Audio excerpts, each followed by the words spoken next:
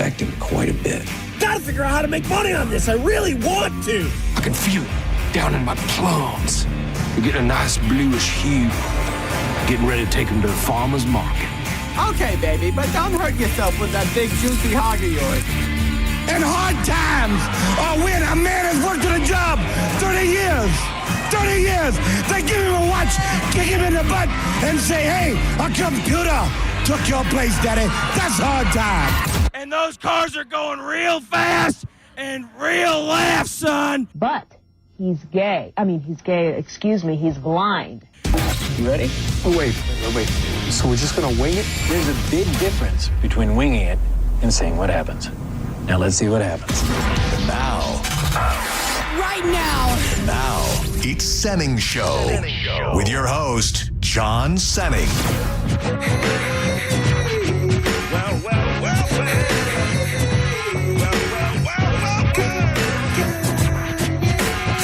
And I be catching them northern pike like on the 10-pound test. Smoke cess, never fast, take a guess. I be the early morning stone pimp. Straight limping, wounds from drinking. At the party, big booty pinching. Chilling like a villain. Balloon filling, whack MC killing. The fine hoe drilling with the $1 million talent and the 10-cent brain. Been gone too long, too much cocaine. But now that I'm back on the block, I'm ready to rock left to right all night. My game's tight, I wish you might take a bite out of this here toxic, melodic, neurotic product, fresh from the harvest. Who be the largest, hardest, smartest label in town, top dog? Oh, man, back before there was alternative halftime shows, Bob Ritchie used to just be a white rapper from Romeo, Michigan. Who would have thought that for everybody that liked music like this back in the early 90s, that one day this guy would be a lightning rod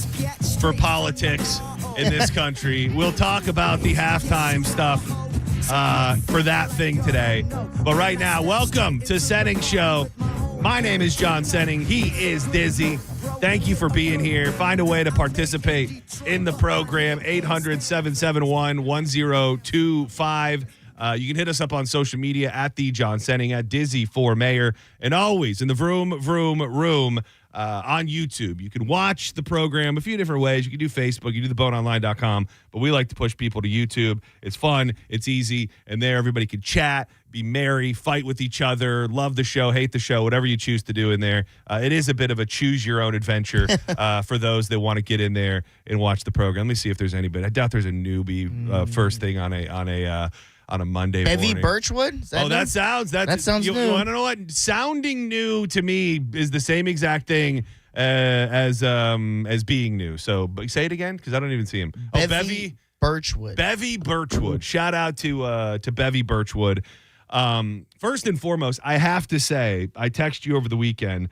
I don't want to say that I was nearly emotional, but the turnout at the Wild Fork on Saturday absolutely blew my freaking mind. That's really the best way. Maybe I would think with the delicious meat options as everybody got ready for the Super Bowl, giving away 75-inch TVs and Yetis and all of that, I'm sure brought people out as well.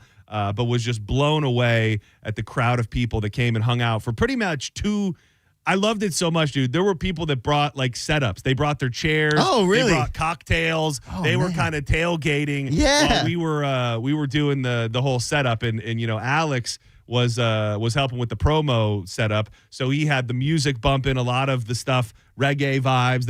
It just was a beautiful, beautiful day.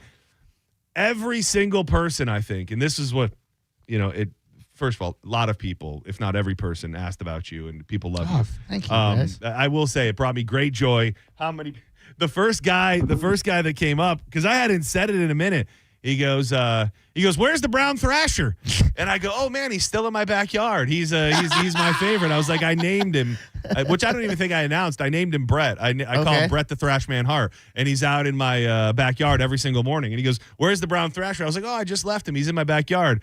And I think he thought I was talking about you. Me? Yeah. And something he said made me realize that he was talking about my other favorite brown thrasher, that is Dizzy. But what do you feed that guy?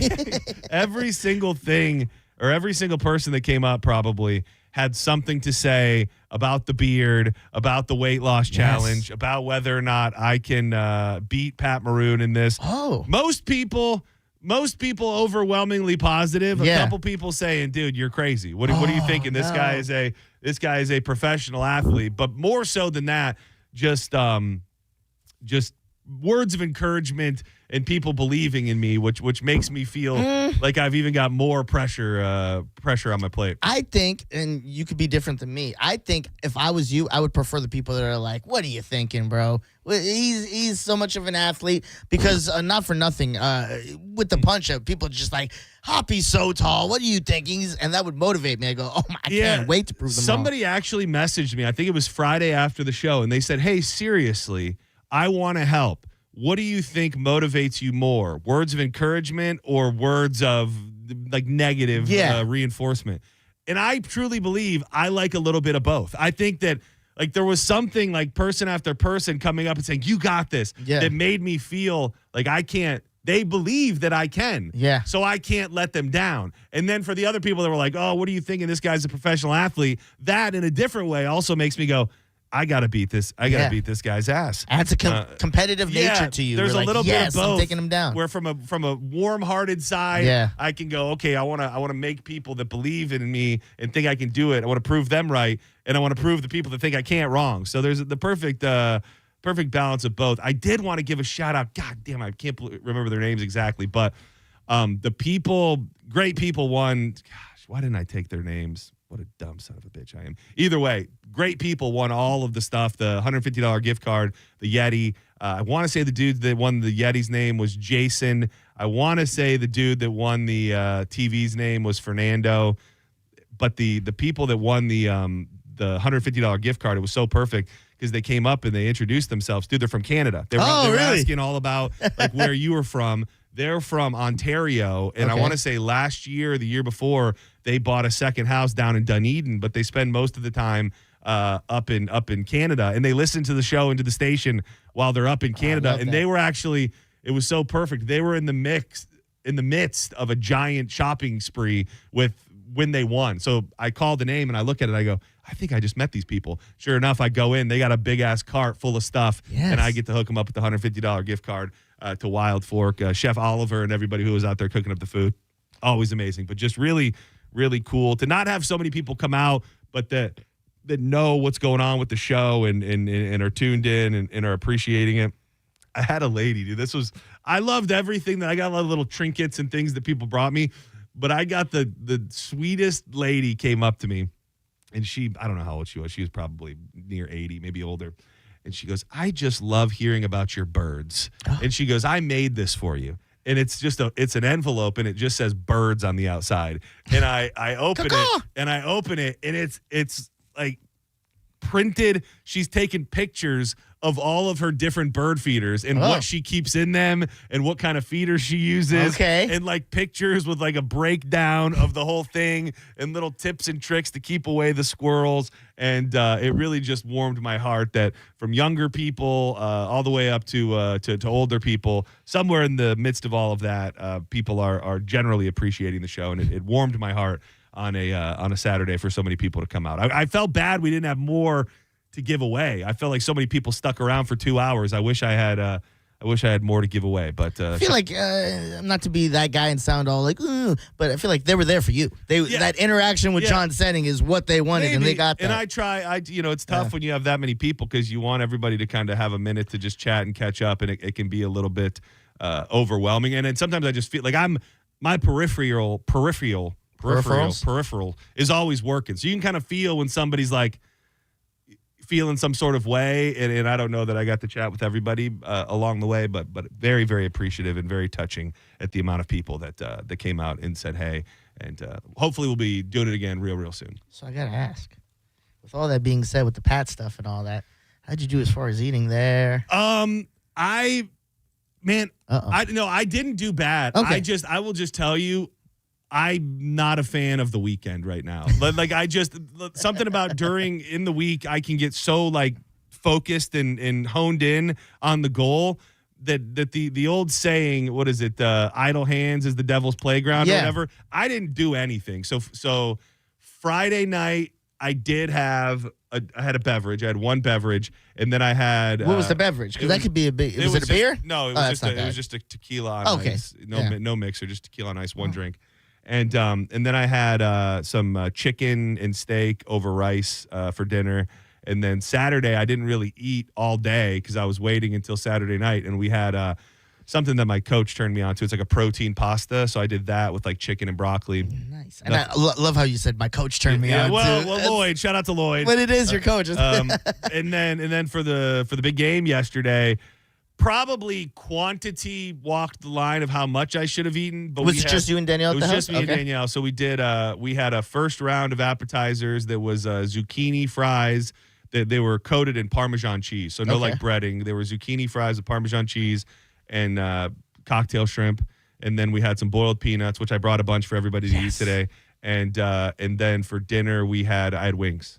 Okay, So not bad at all. I had the wings going on the smoker. I went super long on it. It came out really, really good. I did it for like 8 hours. So I did not fall off the rails, but still just something about not being in the routine of the week and going to the gym every day. And I was also hurting too. I thought I told you, I confided in you on Friday that my nuts were hurting and that I thought I did something. Yeah. So by Friday night, I had pretty much talked myself into believing that I had like torn my groin muscle or something. Yeah. So I hit up Lloyd on Saturday morning. I said, "Hey, dude, I understand I should be sore. Everything's gonna be fine." I said, "Something feels wrong in my nether region."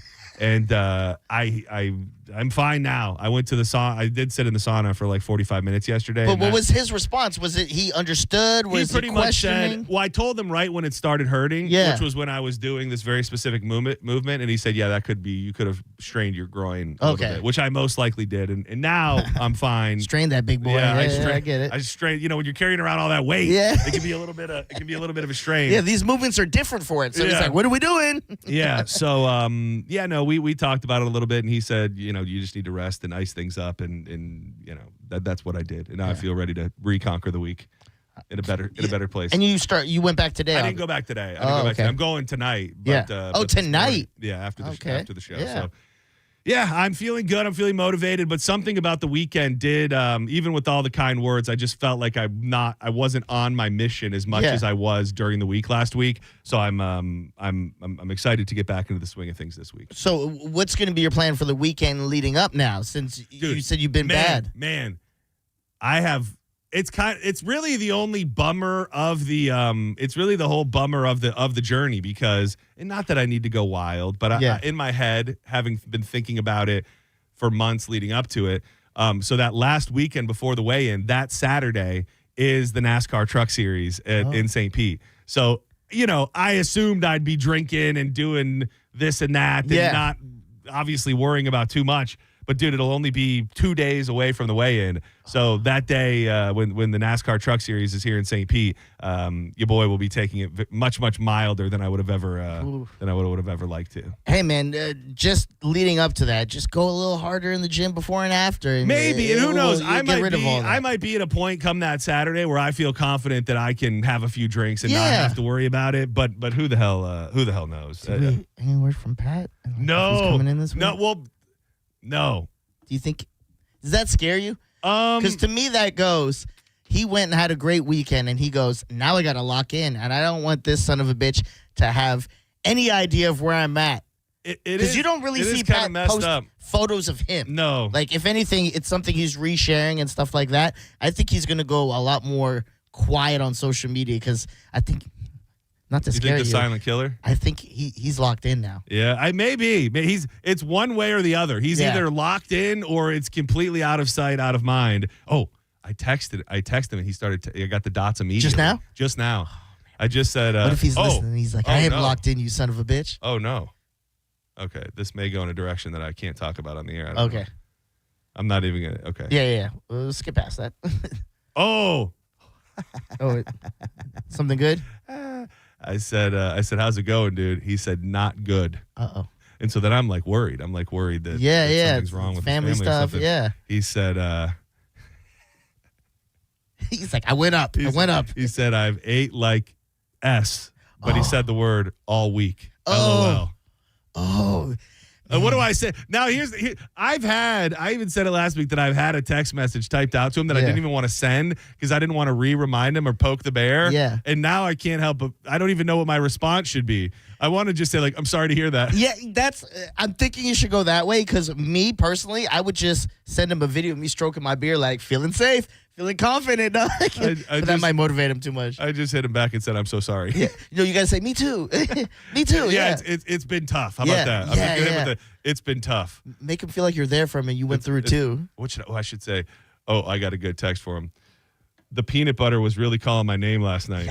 Yes, I like that. I like that.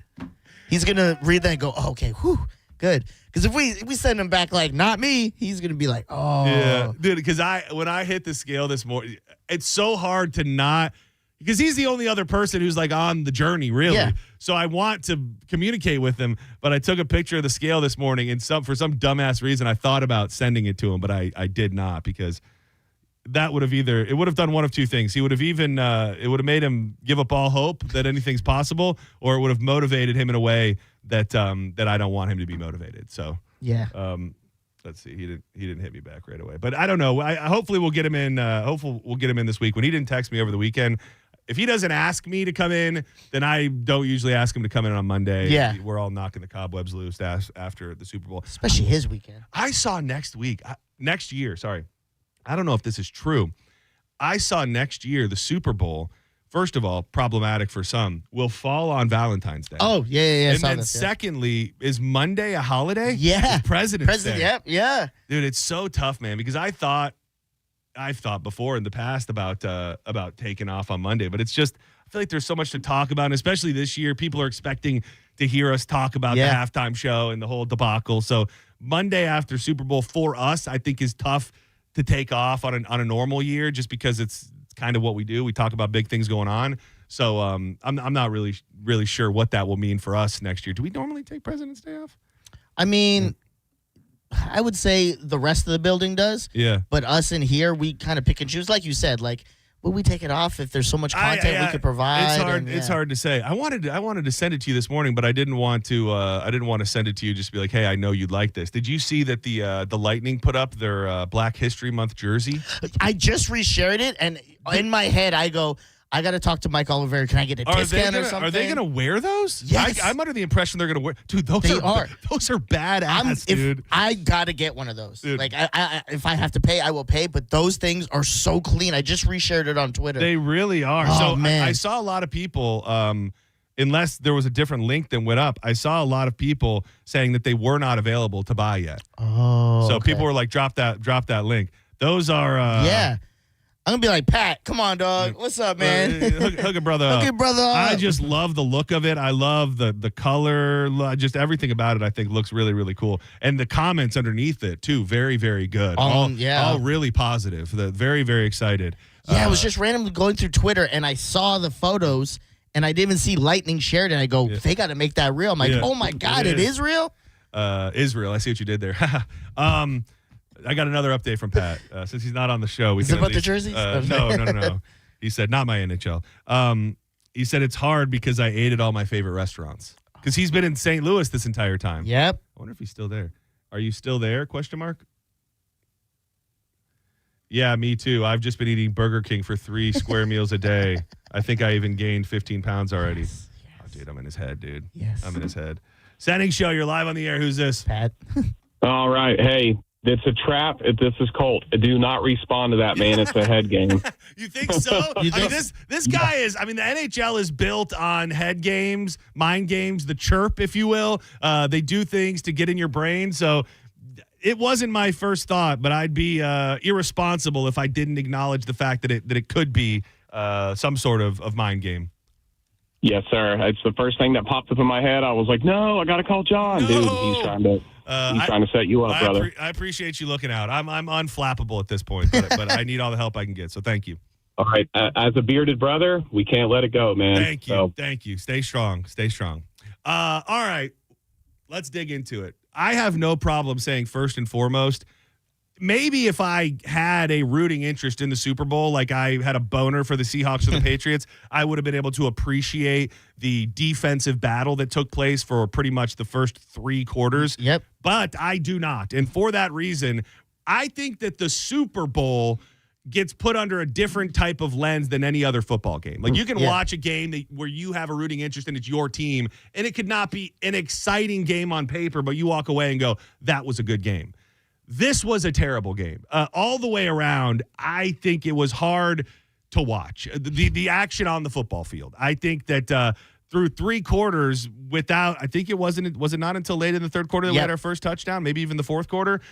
It was just tough to watch. It felt like the New England Patriots, everybody talked so much about the week schedule that they had this season, and then maybe they were presenting a little bit better than they actually were. That is, in my opinion, what we saw on paper. A great defense that could hold off the Seahawks for a while, but overall, you had to be looking forward to the halftime show or to the commercials, because the game itself was poo-poo. It ended up being 29-13. There was that moment when the Patriots scored late in the game, I think at the beginning of the fourth, where you thought, okay, worst game of all time. Maybe we're headed for an exciting fourth quarter and a comeback. Agreed. But after Drake May threw that interception, you could tell the writing was on the wall. They didn't have it in them to come back, and it ended up just being a boring game that felt like it took too long. Now did you watch the whole thing at Ian's spot? Yeah. So essentially, have you been to Ian's? Yeah. So he has at the Dignitary, it's the main shop, and then he has the Velvet Room at the side where it's the party. Nobody in the meeting sorry. stood up for me, and where you could put one in there, hang out, whatever. Yeah. So I was in there. My friend came, and we were hanging out in there, but the area was like the smoke and stuff was distracting her. So we went out into the main area, and I'm so glad she came, because you could hear Ian and them celebrate when there was the fumble and big plays. But other than that, dead quiet. Silence? Dead quiet over there. Did you get to watch any of the commercials? I got to see a few. My favorite one was. Hold on. Don't tell me yet, because I have audio from at least 5. Okay, cool. That I'm gonna play here. Now the first one, and I think this one came on early in the game, and I'm a sucker for stupidity. Like, this was just absolute stupidity, and I'm a sucker for it. This was probably early on in the night the one that got me my first legitimate laugh from a commercial, and it was the Manscaped. Yes. And when you might not know it just by listening to it, but the voices that you hear talking are little clumps of ball hair and body hair. Once I danced upon your chest, covered your pecs, I did my best. I was your scruff, your loyal friend, sworn to protect your dimpled chin. But with Manscaped, I've met my demise when you chopped me from between your eyes. There's like gingers. It's so funny. Although we may be small, we won't forget your face, your chest, or your ball. Manscaped. It's so funny, man. The world of the internet, when it can be so, like, did I think that we were back to the glory days of commercials and like everything blew my mind? Not by a long shot. But I mean, I watched a lot of the commercials, not all of them, and I walked away going, hey, I got a good few laughs out of them. A couple, yeah. And then when I see the internet today, it's like, worst commercials of all time. How far have we fallen? This was probably tied, and I don't even know if I'd say that was my number one, but this one also got a good laugh out of me. Raisin Bran with William Shatner. Oh, geez. Oh, this isn't the commercial. Hold on. Is it? Stand by. Yeah, in the house. Oh, here it is. They gave me like a preview. With I didn't need that. I didn't need that preview. Will Shatt here, bringing Will fiber Shatt to the masses with Kellogg's Raisin Bran. Duty calls. Will Shatt? Every darn day. Whoa. Will Shatt in the house. It's fiber time. Is that dog a Shih Tzu? Perfect. Will Shatt on the car! You're too old for this shit. Kellogg's Raisin Bran. High fiber, happy gut. Kellogg's has aired. I thought that was funny. We were making dumb Will Shatner pants jokes years ago, and it was nice to see a brand such as Kellogg's hop in on the Will Shat on the car and Will Shat in the house. I thought that was good for a chuckle as well. Never saw that one. The body one I definitely did see. My back was to it at first, and I'll never forget. Ian goes, "Is that pubic hair singing?" I go, "What?" It really is. This was rated. I tried to look at a bunch of lists. I saw it when it happened. It did not blow my mind when I initially saw it, but it was rated on every list that I saw as one of the top 5. Again, just stupid as stupid can be, which sometimes work. It was the Hellman's commercial. Nobody in the media. Hey guys, I led this project. I was born in this deli. What? I didn't say anything. I was born in this deli. It's Meal Diamond is the character, and it's Jesse. What's the Lonely Island guy's name? Jesse, is this the one Andy Samberg? Yes, Andy Samberg. Yeah. Yes. What did I say? His name was Jesse. What the hell You were thinking Jesse Eisenberg? I guess I was, but it's Andy Samberg. Andy Samberg. Yeah. My best friend was that baloney. That is until I met you.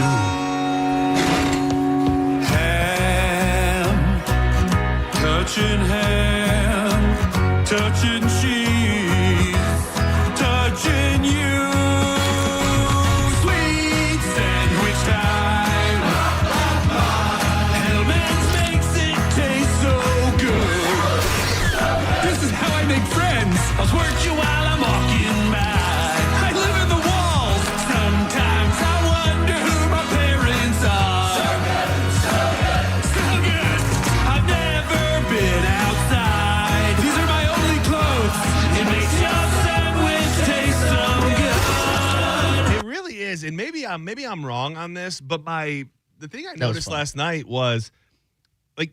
It felt like there was a period of time where you tried to be funny and original and come up with whether it be like the WhatsApp or that, just something off the wall. Now it seems like you have to have a famous person. Yes. Like when you watch this, it's really, you can tell that these companies go, who can we get that is the most famous person or multiple famous people to be the face of our company for this night? It's less about the idea and more about, well, if we find somebody famous enough, then people will like it. I would agree. It went from the time of jokes to just, oh my God, John Travolta's in this one. Come look at this. Exactly. And then no funny coming from it, no intelligence. It's just, we got somebody funny. We got somebody famous. Now, this one a lot of people liked, and I would be lying if I said I didn't appreciate the nostalgia of it, but I haven't heard anybody say what seems abundantly clear, that I believe this commercial may have been made with almost 100% AI. Like, I don't think these people are really in there, and that is the Goodwill Dunkin' commercial. And it starts like it's an old VHS. Before the movie, a much better version of Goodwill Hunting was made as a sitcom with a real genius in the lead and some other actors. And I mean, it's got so many different characters. Movie, a much better version. Sorry, they speak it. I don't need to say it. Of Goodwill Hunting was made as a sitcom with a real genius in the lead and some other actors. Hey, Will, did you arrange the Munchkins in the Fibonacci sequence? I got a genius one. What's that guy name from Seinfeld? His real name or his character name? Both. George Costanza. George Costanza. Jason Allen. Who's such a genius, then why did he put Joey from Friends. ice in his coffee, huh? Come on, Chucky. I'm just Will Hunting. I'm not a genius. I will marry the first man that can help me with the Fibonacci sequence. Urkel and Carlton. Yeah. Those are completely AI. But Yes. Did you feel that way? Yeah, they're younger versions of them. Yeah. Oh, you win. Don't you have a girlfriend? We're on a break. I don't need her. I still get everything I need right here at Dunkin'.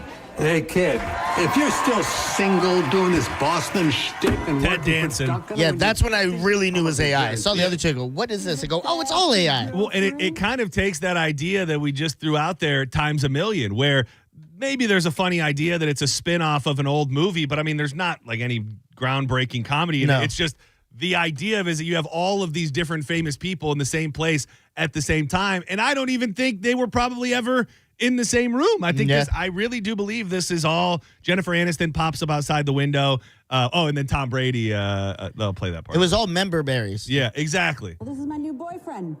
How you like these nuts? I'm Tom. I hated it.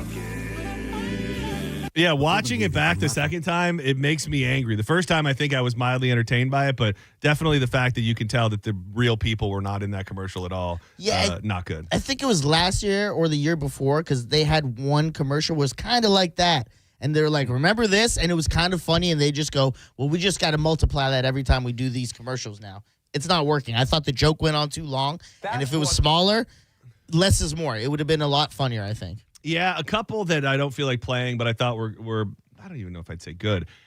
Lay's potato chips, clearly making it their life's work to make people believe that like these potatoes are being grown by real farmers. I don't know if you saw their two separate commercials, but it was pretty much, I think, now this did blow my mind. They said they have you can get a 72-hour guarantee where a Lay's potato chip can go from a potato to in your mouth from the bag in 72 hours. What? Which felt like a lie. But they did a big sappy one about a guy retiring and giving his potato farm to his daughter. I saw a lot of people talking about that one this morning as far as pulling on the heartstrings. I liked this one, and they've been doing them.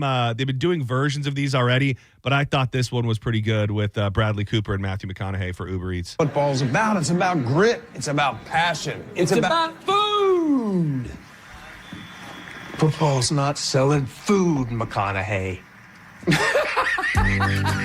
When a quarterback runs, they call it a scramble. You want a morning scramble, Bradley? That sound like normal language to you? Normal? Is that what we're doing? We're talking about normal? Come on, not every food reference means they're actually trying to sell you that food. Yeah, you're right. Well, sometimes they're selling you beverages. Singing the song, right? Don't drag me into this. Players' names. C.J. Ham, Malik Ham, Jack Ham. You cherry picking. Gerard Cherry, Deron Cherry, Don Cherry. Come on. Dude, you sound brainwashed. Ooh, waffles. Coy Bacon, Wayne Bacon. Is that it? Ah, take a closer look, Mr. Bradley. Tell me, what do you see? How much you think these guys get paid for a commercial like this? You think a mil? You think they're each getting a mil? Because I think they're part of a bigger. They're a bigger, like Bradley Cooper for sure is a part of the whole campaign. Like he did that commercial with Baker and stuff. But I would think that just for an appearance on a Super Bowl commercial, you're probably getting a mil. Yes, clearing it. At least. There's another one I want to hit on before we go to break that isn't about whether it was good or bad, but people think that it means we're entering some sort of dystopian society. And we'll play that last one before we go to break. But let's check in on the phone. Senning Show, you're live on the air. Who's this? Hey, it's Michael. Michael, what's up, buddy? I just wanted to say the commercial that really spoke to me was the little hairballs that had eyes and mouths. Oh yeah, you missed it. That was the first one one we played. We said it might have been the funniest one. Yeah, that was pretty good. Yeah, I walk into that every day, so yeah, that was mine. Thank you. I appreciate that. That imagery is now conjured up in my head.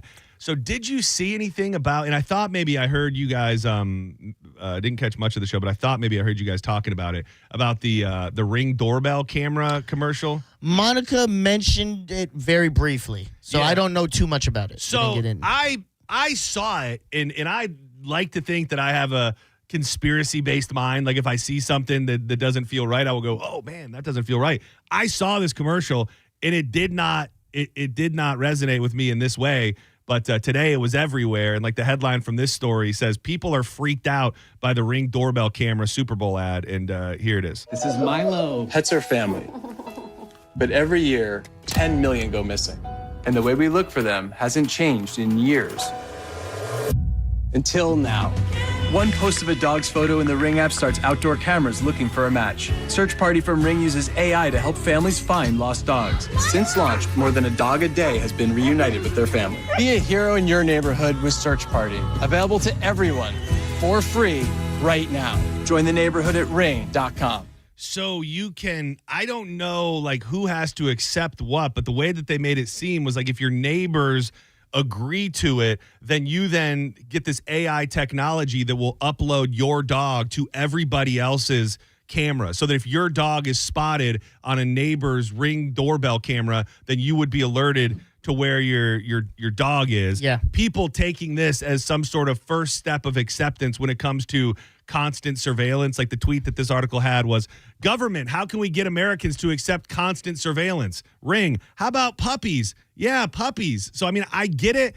I also just believe that we're far down that road. If you carry a phone on you, like, you really don't have tons of room to worry about being surveilled, because somebody somewhere, unless you've gone through crazy steps to make sure that it's not, knows exactly where you are and probably what you're doing and probably what you're saying. So I'm all for getting riled up about stuff like this. I just don't know if this Ring doorbell camera, sets the alarm off any more than anything else. I would agree with you. I didn't even know that was the side you're going to take. But, it goes back to like the movies like Enemy of the State. They're watching us. They can watch us and find us any way they want. If anything, this to me, I go on the other side of it. And I go, oh, man, if they're going to be able to break through with this, with the animals, how many people are we going to save down the road when people are kidnapped and they're picking up their facial recognition? Where's Savannah Guthrie's mom? Exactly. Find her on a Ring doorbell camera. Yes, that would be the positive way to think about it. But I guess in a society that questions everything, that's the direction that everybody took on this one. That's a hard stance. Let's step aside for a moment. By the way, just got another interesting. Pat Maroon's still in St. Louis. Oh, bro, this story gets better and better. I mean, yeah. So this is. I just feel comfortable saying, even if he flies back today, even if he gets back today and dedicates his life to it, I still had a 1 week absolute head start. I don't think he's done anything for the past week. So I'm not getting cocky. I'm just saying I'm feeling pretty damn good about things right now. I'm going to be lurking on his social media for any indication of where his fitness journey is on. I wonder if there's an app that you can like upload a new photo to and see if it can gauge how much they weigh. Like, we put it through some sort of program, and it's like, he now weighs 273 pounds. Find out he's actually gained weight in the last week. I think he has. He might.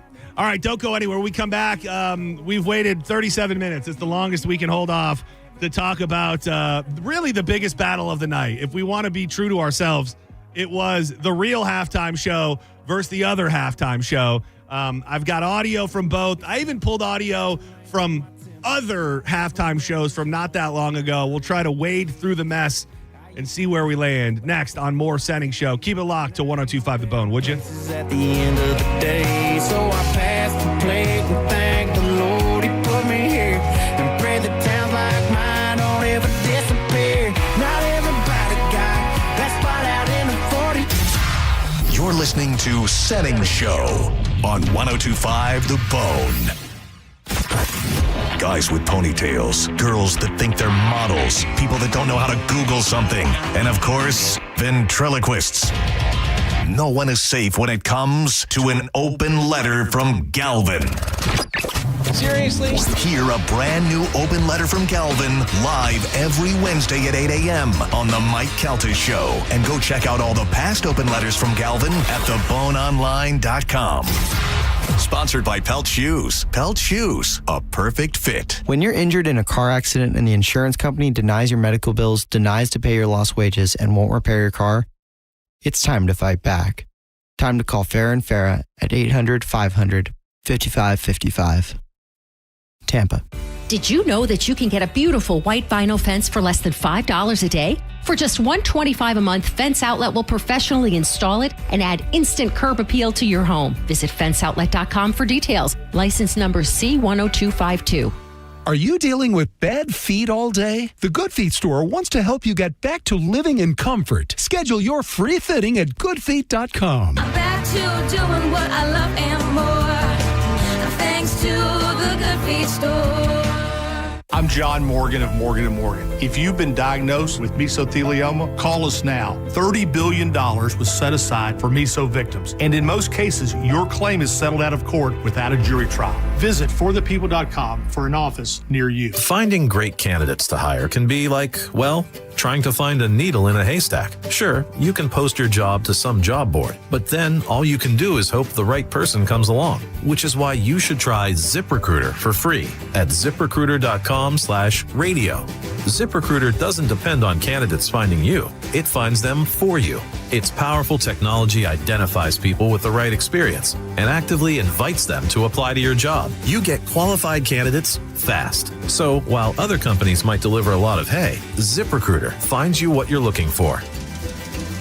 the needle in the haystack. See why 4 out of 5 employers who post a job on ZipRecruiter get a quality candidate within the first day. ZipRecruiter, the smartest way to hire. And right now, you can try ZipRecruiter for free. That's right, free at ZipRecruiter.com/radio. That's ZipRecruiter.com/radio. ZipRecruiter.com/radio. ZipRecruiter. $5,000. That's the average amount of money people in the U.S. are now spending on gas in a year. $5,000. That's crazy. If you drive, you have to download Upside, the free app that gives you cash back every time you get gas. That's right. You can earn real cash back with Upside just by buying the gas you're already buying. You can literally start earning cash back today. I use Upside every time I fill up, and I've already made around $300. You're putting gas in your car anyway. Why not get real cash back? If you like free money, download Upside. I'm saving the cash I earn from using Upside to help pay for a vacation later this year. Download the free Upside app now to earn cash back every time you buy gas. Use promo code UNITED to get an extra 25 cents per gallon on your first tank. You can cash out anytime right to your bank, PayPal, or a gift card for Amazon and other brands. Just download the free Upside app and use promo code UNITED for a 25 cents per gallon bonus on your first tank. That's code UNITED for a 25 cents per gallon bonus.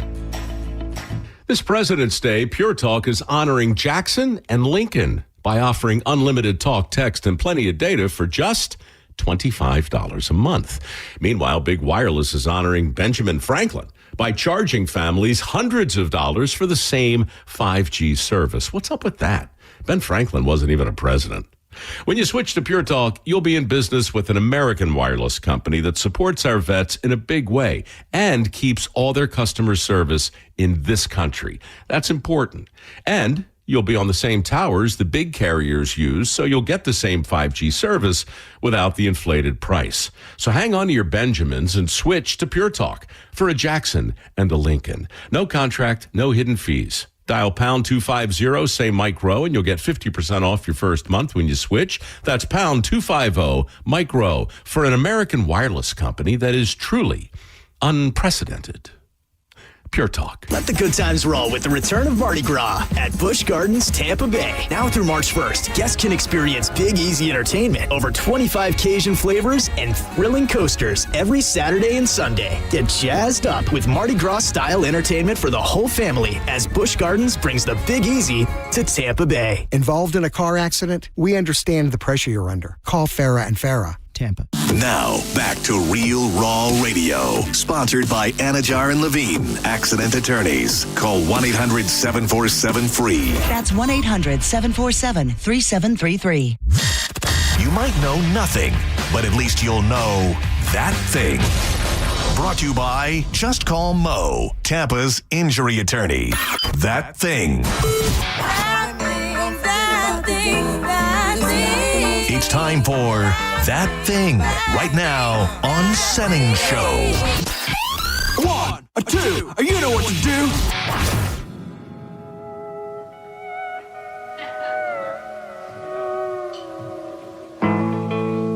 Welcome back to Senning Show, getting you through a Monday. I know there's a lot of people hurting, moving slow today. We'll make it happen. 800-771-1025. If you want to weigh in on the Super Bowl halftime show, whichever one you watched. Didn't wake up, dead in jail. Some out-of-town boys been giving us hell. I got some bad news. Woke up missing you. My friends are all degenerates. They're all I got. Generational story of dropping the plot. I heard the cops came. Cocky and house is gonna come bust down your door. Try to build a house. So I feel like I have a unique opportunity where I am somebody who, it's a running joke now for as long as I've been on this radio station. I grew up listening to Kid Rock. The intro song to the very show you're listening to right now is an old Kid Rock song. We went up to the Rock the Country a couple summers ago. I've seen him in concert time and time again, but I do not subscribe to his political leanings. Like, I don't think I can look at Kid Rock and go, I like a lot of the stuff. Oh no, I can't hear myself. I like a lot of the stuff that he did back in the day. I don't like that he is completely made the decision to be defined by his politics. Would I still go see him in concert? Absolutely. Will I still appreciate the old stuff? Will he put out a song every once in a while that I go, okay, that's not so bad? But I also have no problems with Bad Bunny, and was very interested and excited to see what he was going to do. I have a little bit of extra love for him because this guy trained his ass off in the WWE to put on an amazing match and went on a whole almost 6-month run in the WWE where I feel like you kind of got to see, like, this is just a dude. Like, this guy grew up the way that a lot of us grew up. And if you just read a little bit about him, and I'm not here to talk into loving Bad Bunny, this guy couldn't be any more of the American dream. This guy had parents, I believe one was a truck driver, one was a teacher, was bagging groceries for the majority of his life until he followed his dreams and became the largest artist in the world. Like that. And then I think for all the people that go, and here's the deal. I've never on my own free will got into my car and said, play Bad Bunny. I've never put on a Bad Bunny song. But that doesn't mean I cannot appreciate for all the people that say, who is this guy? Never heard of him. Well, we have to be aware that the whole world turns around us. And just because I or you or somebody has never heard of him, that doesn't change the fact that he is the largest, most listened to artist in the world at this exact moment. And he may not be for me or for you, but he undeniably is a superstar among superstars. And I was talking to my dad on the way in, and he said something that I'm seeing all over social media that I think everybody has to come to grips with first.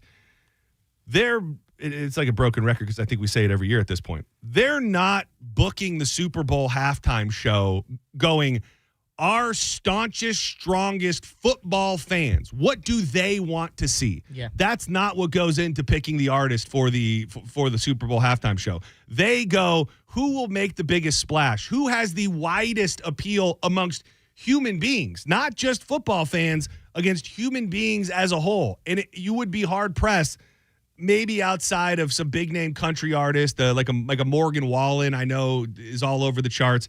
You'd be hard pressed to find a straightforward American artist that is doing the type of numbers that Bad Bunny is doing, not only in America but around the entire world. So I was genuinely excited and curious to watch both of them, and we'll get to them specifically. But I kind of wanted to relive the musical moments of the night, starting from the very beginning of the night. And first and foremost, it was kicked off. They did a pretty good job. I thought it was kind of clever. They had the Time of Your Life Green Day song playing as they had all of the Hall of Famers walking out of this little memory booth thing. And then it kind of ended with Green Day actually ending the song and then going into their own little medley of tunes. In the end, it's right. I hope you had the time of your life.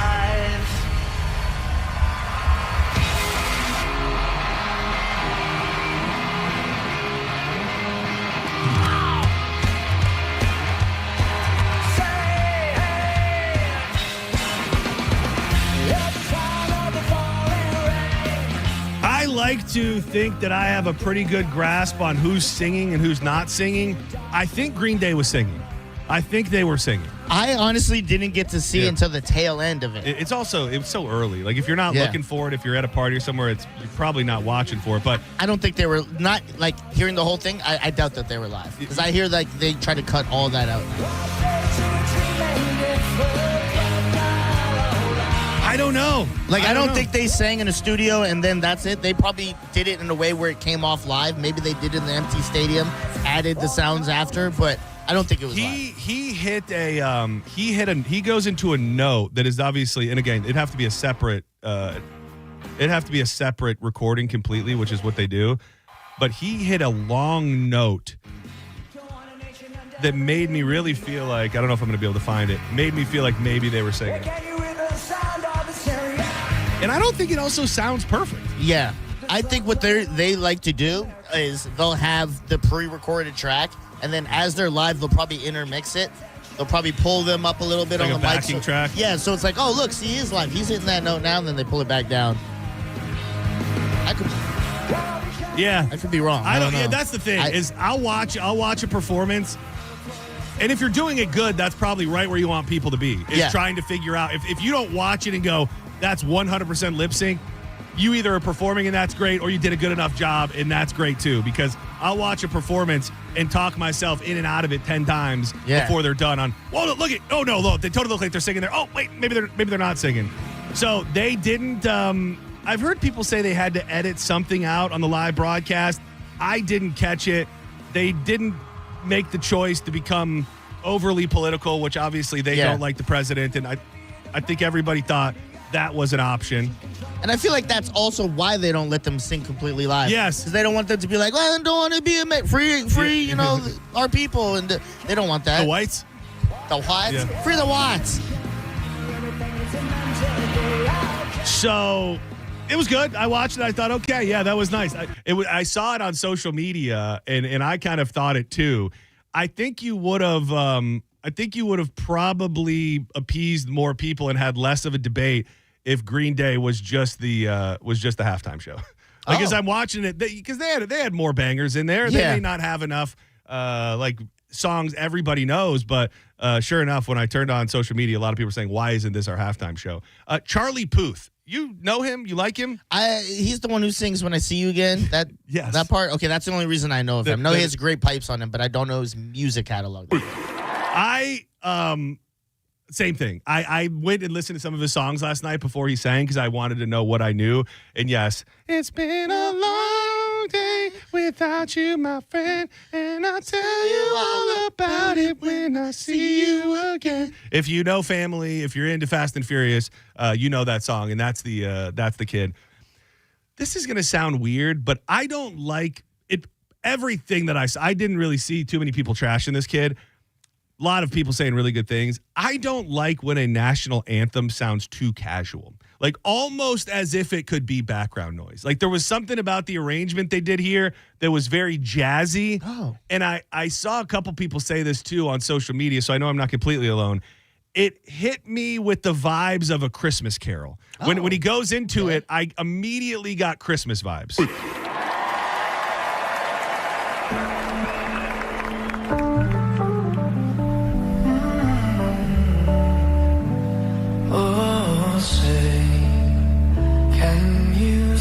It does kind of start with the come on. Yeah, I get that.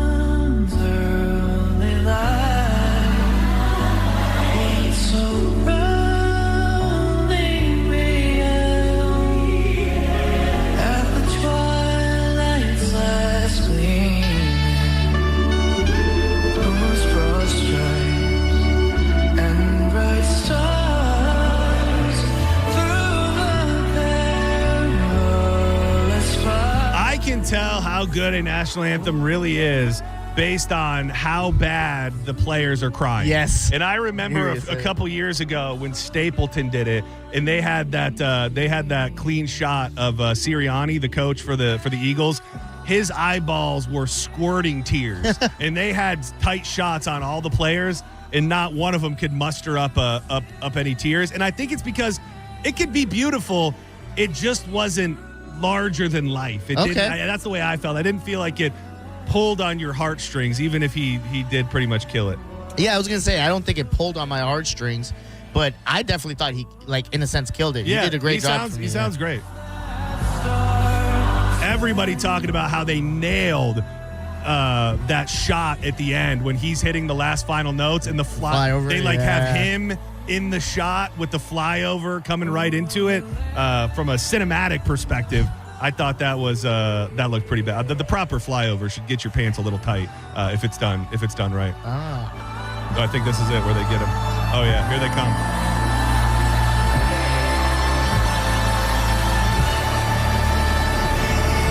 Nice. Definitely not live also. So what was I would imagine that at the Dignitary Cafe it was on the everybody stuck to the traditional halftime show, I would imagine, correct? Yes. It's funny because there was only me and another brother there besides Ian, and everyone else when they came they're like, "Oh, excited, blah blah blah, let's go." Me and this guy, without having any conversations or even knowing the other did it, I get in, I go, "Ian, so what time will we get hitting the turning point, halftime?" He's like, Don't do that. And then again, this brother comes in like an hour late. He's like, "Hey, what's up, Kid Rock? We watching?" Yeah. And he's like, "No." So I will say they for me, it was perfect because I Kid Rock halftime. No, Oh. the timing of it, because I knew that I wasn't changing my big TV off of Bad Bunny. I knew that I wanted Bad Bunny on the big screen, and I knew that I wanted him on the big speakers. But I knew that I had to at least peek in on whatever the hell they were doing. Check on your boys, yeah. On the turning point. So they started way early. Like when they were still doing coverage of the game in halftime, the Turning Point halftime show started with music. Oh. And then Kid Rock did not start until Bad Bunny was done. Bad Bunny was already done by the time Kid Rock started. Oh. So from a timing perspective, if you wanted to keep an eye on both, but I'll share a couple clips for those that maybe didn't watch both. And I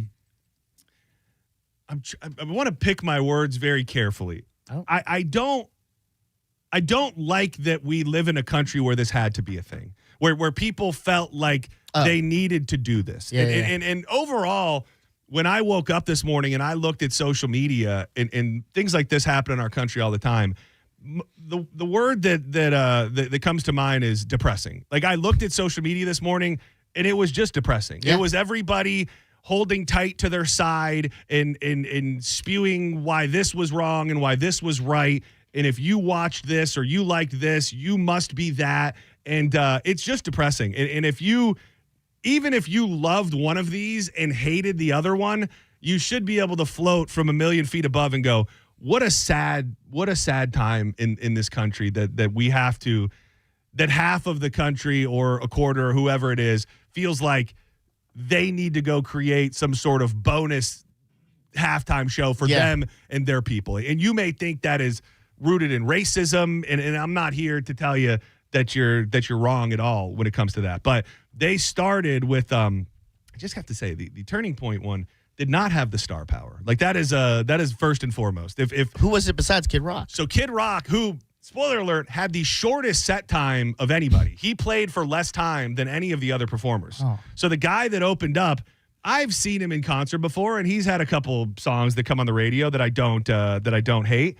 Was Brantley Gilbert. He wrote, you've probably heard it, or I've forced you to listen to it because they did a remix with Ludacris back in the day. He was the one who wrote Back Road Anthem, which was Jason Aldean, and the remix had Ludacris on it. Okay. So I'll cut you off a little bit of the first performer of the Turning Point USA halftime show. A friend of mine by the name of Colt Ford and Jason Aldean changed her life and put it on country radio. This is Dirt Road Anthem. I see them chilling on a dirt road, laid back swimming like I'm George Jones. Your smoke rolling out the window, and i's gonna be sitting in the console. Memory lane. I don't know that they've come out, by the way, and said like when they recorded this, because it was undeniably, maybe they did it earlier in the day, maybe they did it 5 days ago. You cannot. I love live TV and I love live entertainment. Like, there's something about watching something that you know is happening in that moment that, not that I expect the building to collapse or somebody to whip their hog out or anything, but you just know when you're watching something live, there's an element that comes with that. This was undeniably not live. I don't know when they recorded it. There were multiple little edits that happened where the stage turned over instantaneously, where you could tell it was not live.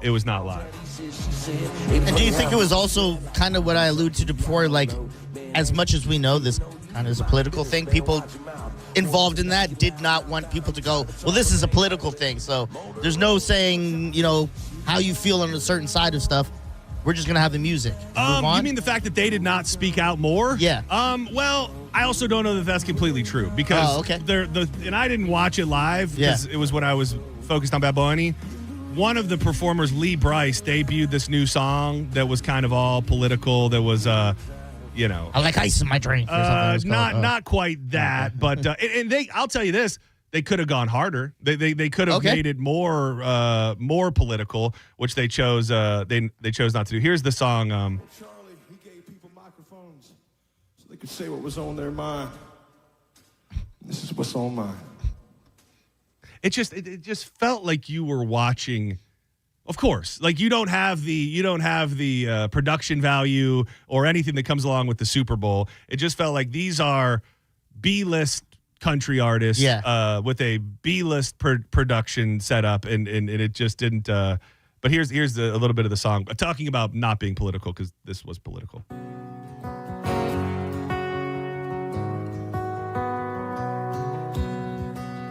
I just want to catch my fish, drive my truck, drink my beer.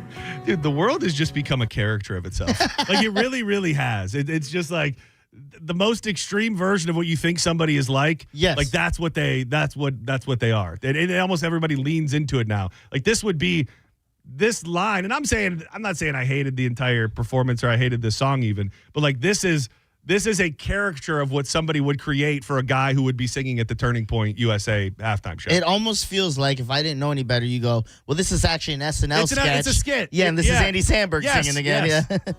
Not wake up to all this stuff I don't want to hear. Like the same kind of gun I hunt with just killed another man. The only thing mine ever shot was a deer from my deer stand. I just want to cut my grass, feed my dogs, wear my boots, not turn the TV on, sit and watch the evening news. He has a line here that is He told, if I tell my own daughter that little boys ain't little girls, I'll give Pop the crowd. This castle yours world. It ain't easy being country in this country. It ain't easy being country in this country is the song by Lee Brice.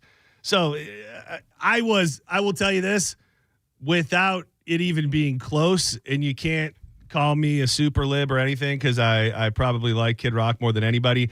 I don't even think it was super close when it comes to entertainment value. Like the Super Bowl halftime show that aired on the Super Bowl, I thought was just from a vibe, spectacle, visual, everything that went into it, like just every single element of it was more entertaining, I thought. Let's let a little Bad Bunny go. Bad Bunny. Oh, bon. The National Football League welcomes you to the Apple Music Super Bowl 60 halftime show. I couldn't believe that the images that you see initially, like there's a good dude like sitting in a field. I couldn't believe that was all legit. Like, those are real pictures you're looking at. Yes. I thought you were going to say that was the production of the field. I thought you thought that was real. No.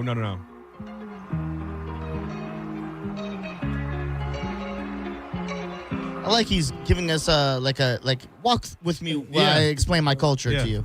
You won't understand the words, but. And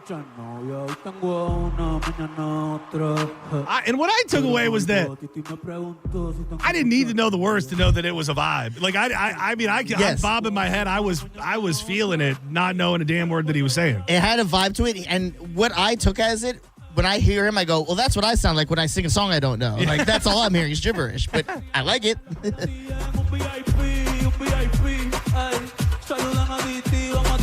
Did you see that the part where he fell through the roof and then he kicked out the front door?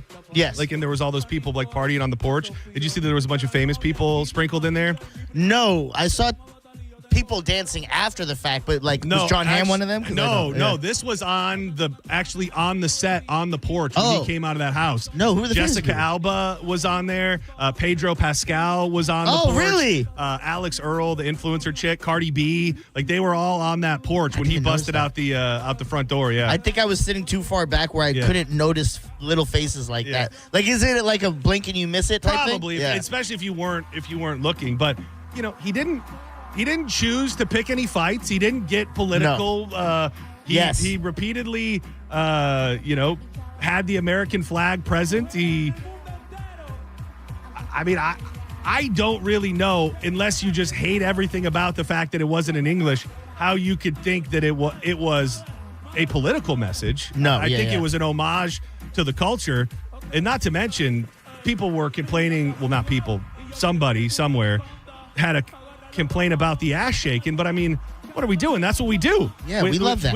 This is America, baby. We shake ass. We clap cheeks. Yes, Kendrick had that.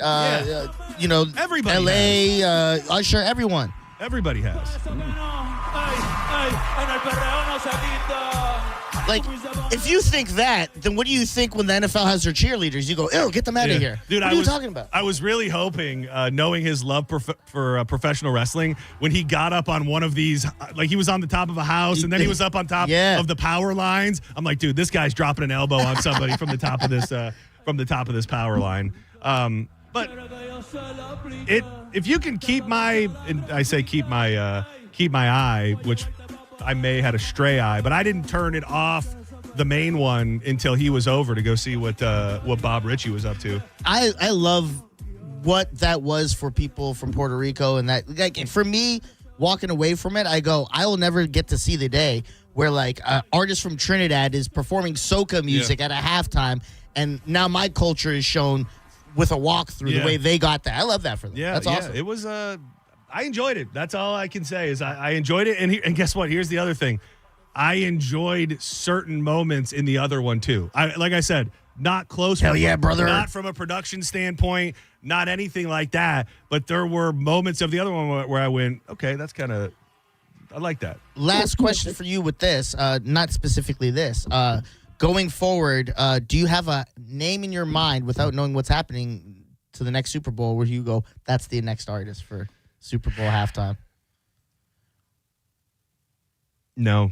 I think I think you really can now. I kind of alluded to it. I think now with what's happened with country over the past 5 years, where those are now in America the biggest albums that are coming out of music. Yeah, I think that a super cast of the biggest country stars would. I think you get a Morgan Wallen, you get a Luke Combs, you get a Chris Stapleton, you get a few. They each bust out a song. I think that would. If the NFL has any interest in swinging things back a little bit, I think you could do that while still appeasing and appealing to a lot of people. I think the go-to, and I feel like you're going to hop on this idea because I think we had it before, is you got to do Ravens versus Giants, Tampa, Super Bowl halftime, when it was just a melting pot. We had NSYNC, Aerosmith, Nelly, like everyone.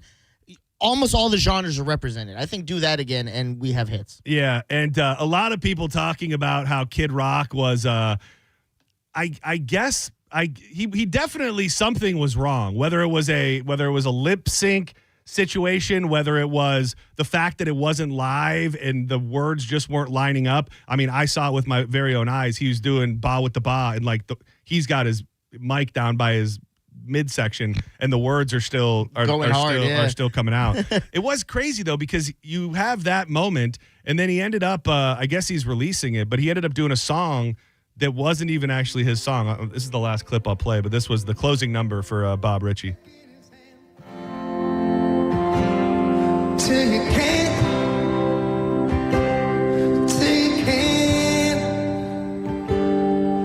and you can keep putting on forever. With that girl whose heart you hold, swearing that you'll ask someday further down the road. You can always put a diamond on her hand till you can't. Like this song was one of the biggest songs in country music over the past couple years by a completely different artist. Who's the artist? So Cody Johnson. Oh, never heard that. Cody Johnson is the song. So interesting choice, and he had a bonus third verse that was very religious and stuff. So overall, I didn't really think it was a fair fight when it comes to entertainment value. Yeah. It gave people options. I think it is indicative of a much bigger problem. All you have to do is open up the internet today, where the world is just eating itself alive based on people's opinions. But I peaked it on both. I thought one was astronomically better than the other from an entertainment perspective. And guess what? The world's going to keep on turning tomorrow, whether you liked it or hated it. Yeah. Oh, yeah. Sorry.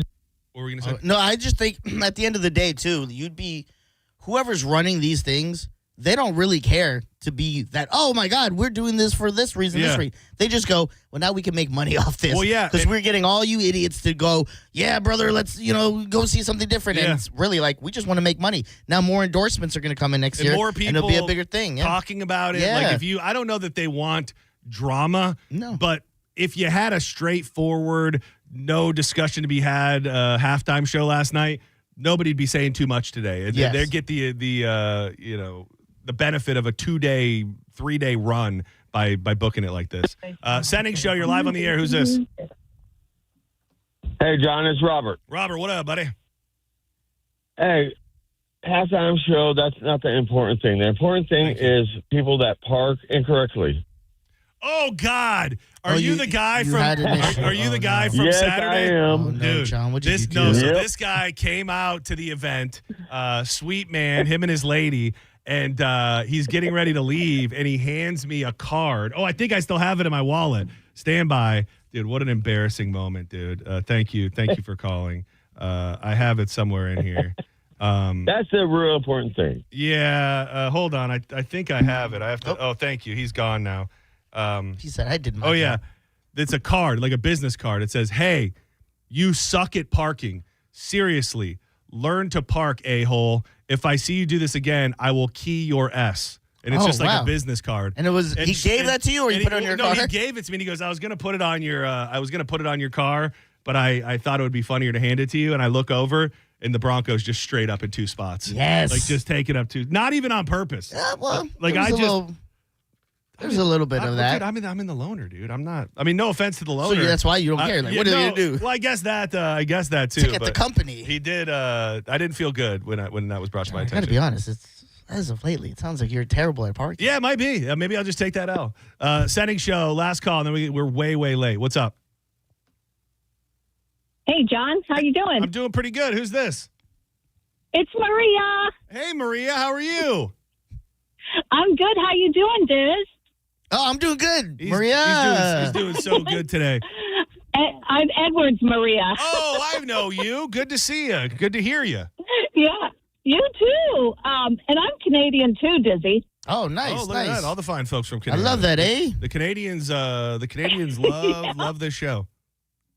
Hey, I just wanted to ask you, because I was watching something completely different and caught the tail end of TPUSA's show, but did you see what Erica came out in? No, I don't know if this is a joke or not, but no, I didn't. No, I think she upstaged all the artists. You got to look at the clip on what she came out wearing. What was it? Was it a bikini? Was it, what was it? Give me a little spoiler. It could have been, it was like bottoms, like a bikini with. This can't be true, Maria. Like a cape. This can't be true. No, it is she had like this cape with these shorts on. All right, I'm going to look into this, but I have to feel like this can't be real. I think you may have fallen victim to an AI photo of No, Charlie. Ed showed the clip to me. All right, well, I believe Ed may have fallen victim to an AI, but we're going to look into it. We're going to run it. You never know. We're going to run it through the news desk. But good to hear from you, Maria. Thank you so much. Have a. There's no way that Erica Kirk came out last night in a bikini bottom, and it's not the biggest news on planet Earth right now. Are we right on that? Yeah. If I typed in the turning point halftime, Erica Kirk, it's good. It would be bikini bottom. Yes. Bikini. All right, we're just stupidly late. We've been talking halftime show for far too long. I think we can move on with our lives now. We'll probably hit some more stuff in the joints today once we get Drew Garabo with us. But coming up next, I'm looking to hear from people who have been through a very, very specific situation, whether on the receiving end or the receiving end, when it comes to a neighbor that is too loud while making love. We'll dig into the story that launches it all and much more coming up next. She wasn't even there. Yes. She wasn't even there. Maria, you and Edward, I love you. It's hard for us all out there, but come on, Maria.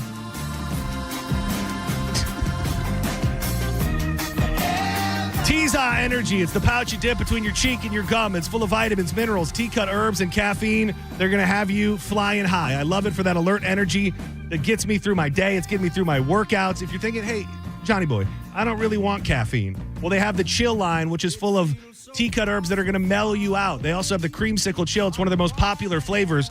You can go to tzaenergy.com, use the code BONE20 for 20% off everything in the online store. And while you're there, check out the store locator because T-Za has blown up. Whether it's Walmart, Walgreens, 7-Elevens, Amazon, and everywhere in between, you can find T-Za in a bunch of different locations. So get a pouch in your mouth today. T-Za, why spit when you can swallow?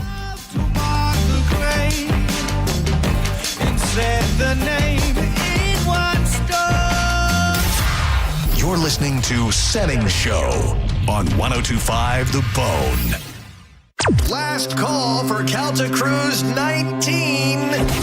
Yes, you still have time to get on board. Special announcement, listen up. And this year, John Senning is coming with us. Ever thought, I'd like to play shuffleboard with Mike Calta? Or wish I could hang out with John Senning in the Bahamas? Or I've always wondered what Pap looks like while he's sleeping in his cabin? Gross. Well, now is your chance. Calta Cruise 19 is happening on April 9th, 2026 for a 4-night cruise. We'll be on the Royal Caribbean Explorer of the Seas, departing from Port Canaveral and heading to Coco Cay and Nassau. And we'd love for you to join the party. You can book right now. Email caltacruise@gmail.com to put your deposit down today. Calta Cruise 19. Brought to you by Stingray Chevrolet, Tampa Bay's big store on I-4 exit 22, Plant City. For all the details, visit theboneonline.com. Injured? Take back control of your life. Call Anajar and Levine, accident attorneys at 1-800-747-FREE. Add value and security to your property today by contacting Fence Outlet. Now offering customers 0% financing for 12 months on any fence product. Go to fenceoutlet.com today for more details. Terms of financing apply. License number C-10252 and C-10803. Do you want free internet forever? Yeah, we thought so. That's why Spectrum is giving you just that. Free fiber-powered internet forever when you switch and get 4 mobile lines from Spectrum. No internet bills, no taxes, no late fees. Just fast fiber-powered internet. Call 833-901-0178 to find out how. But hurry, this deal won't last forever. Once more, 833-901-0178. Or visit spectrum.com/freeforever to learn more. I'm Ultima Morgan of Morgan & Morgan. Every time one of my children started driving, it was terrifying. Thousands of accidents happen across the country. We see it every day. If you've been injured in a car accident, call us. Dial pound law or visit forthepeople.com for an office near you. Why choose a Sleep Number smart bed? Can I make my site softer? Can I make my site firmer? Can we sleep cooler?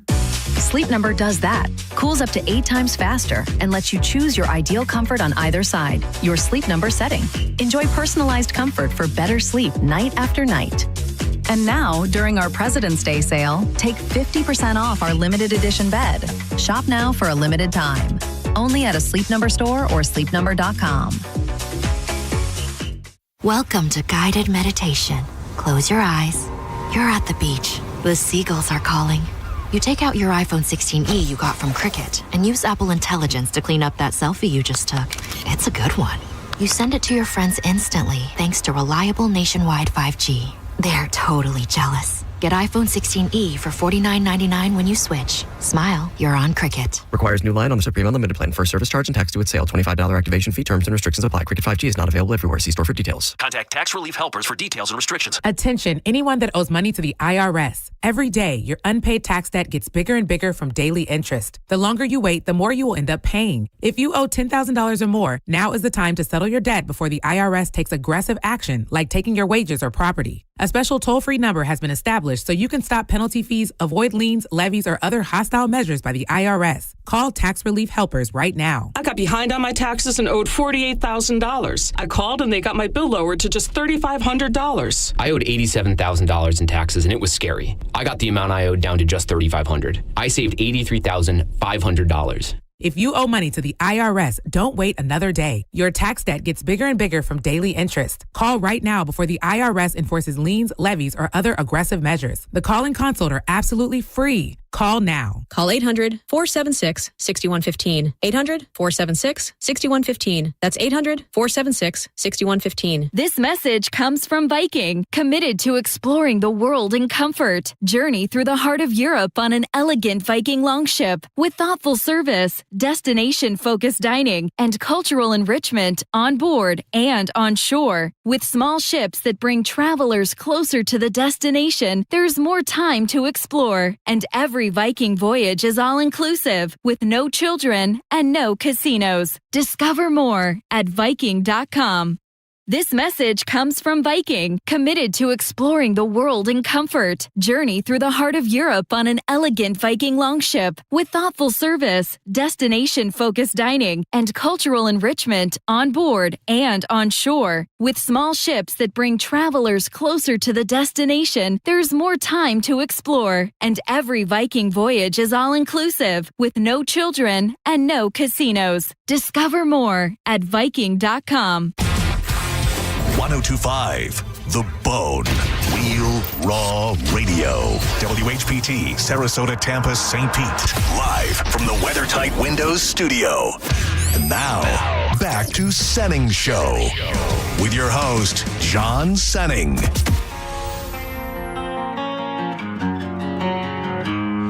100 days have made me older since the last time that I saw your pretty face.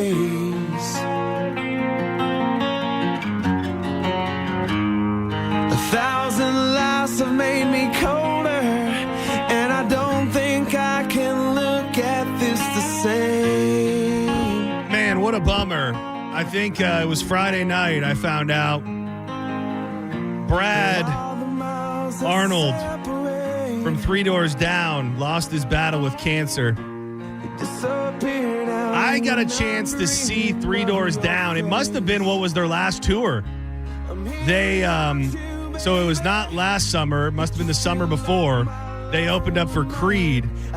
And they're one of those bands that you kind of just take for granted that in a moment in time, they were putting out great music. And for all reports, he was a good family man. And Three Doors Down owned a little window in the 90s and had some great tunes. So put on a little Three Doors Down and pour one out for Brad. Welcome back to Senning Show. I'm John Senning. He is Dizzy.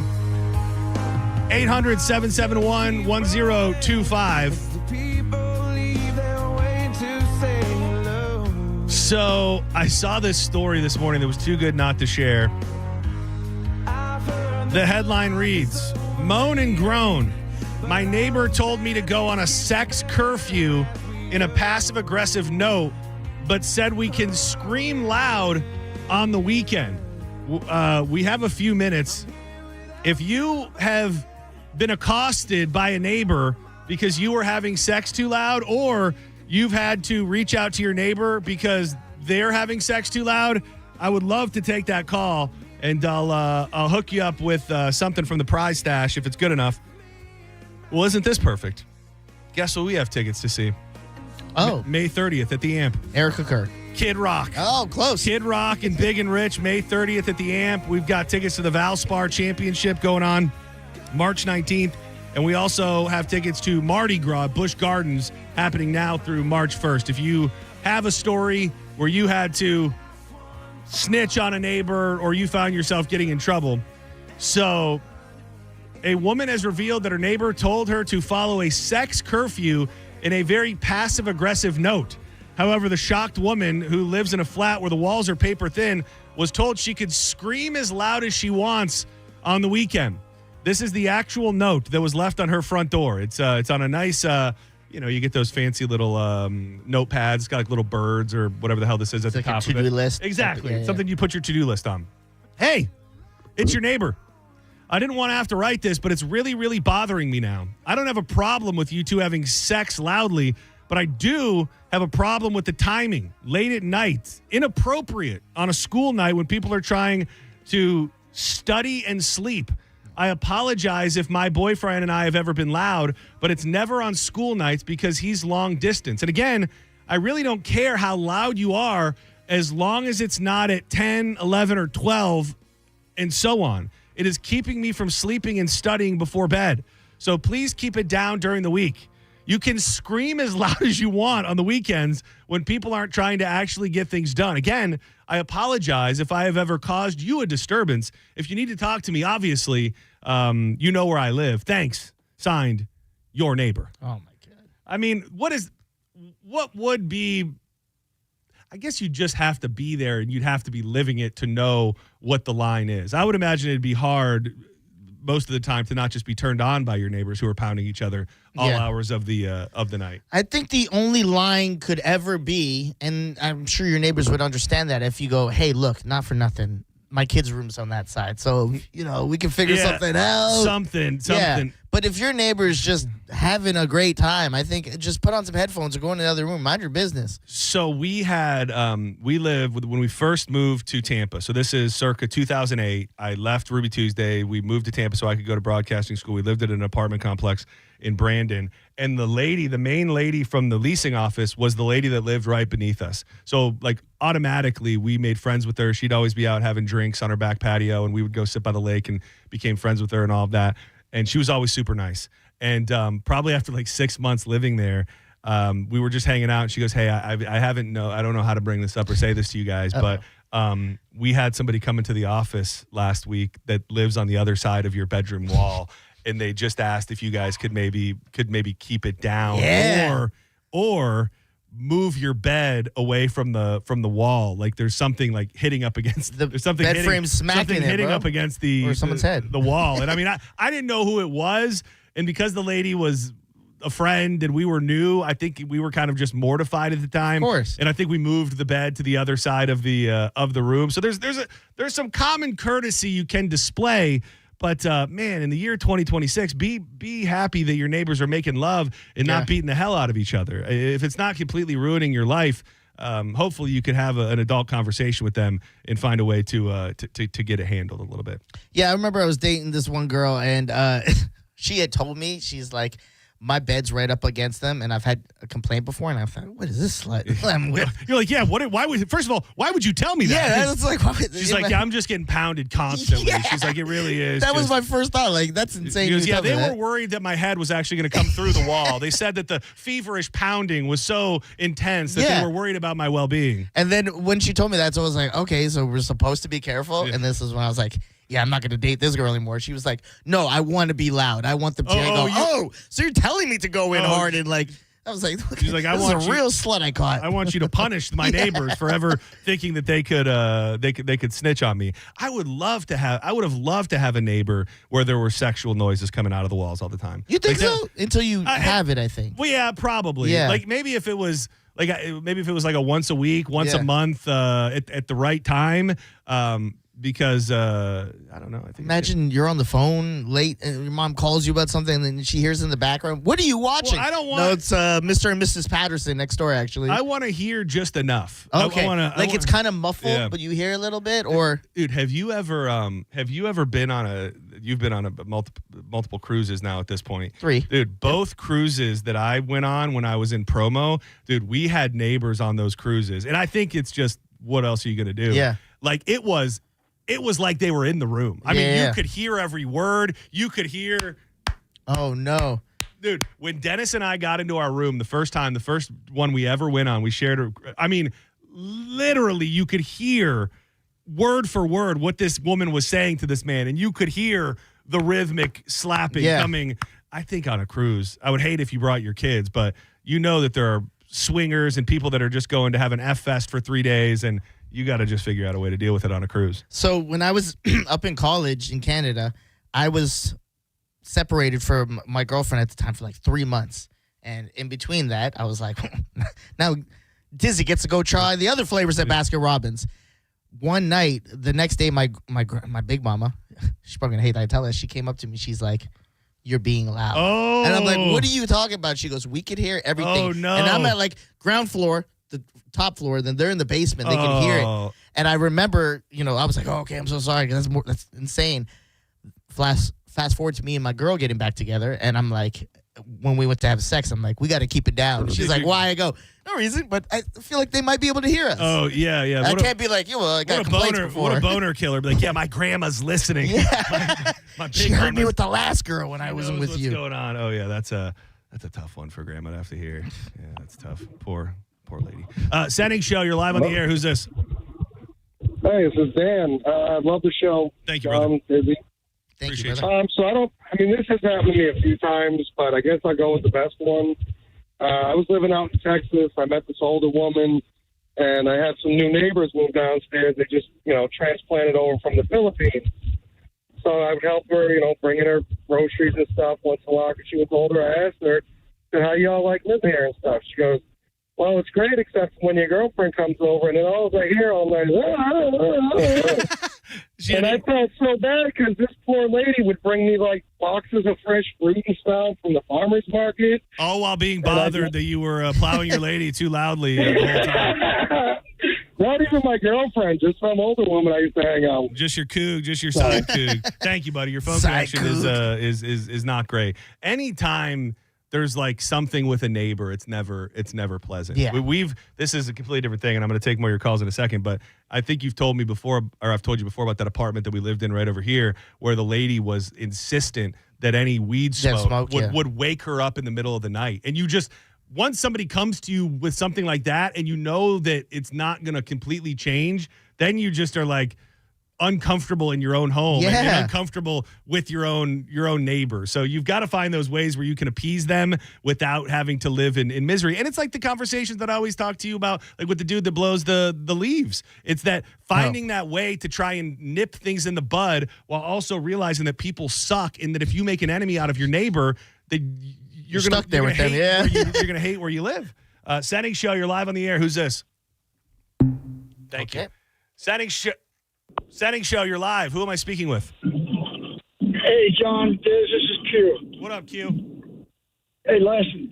I was working in the Panhandle, and they put us up in a hotel. And I had made a special friend, and we went back to the room. We'd done this a couple of times. And the hotel was full on a Saturday night. When the hotel called your room, it would ring twice, and it rang twice. And I answered. I knew the guy behind the desk. I'd been there 8 months. He said, dude, there's an elderly couple beside you, and they're complaining about the noise. Can you get her to be a little quiet? And I'm like, yeah, sure. When it called back the third time, she picks up the phone and yells into the phone, tell them to get their own, and hung up. And that was it.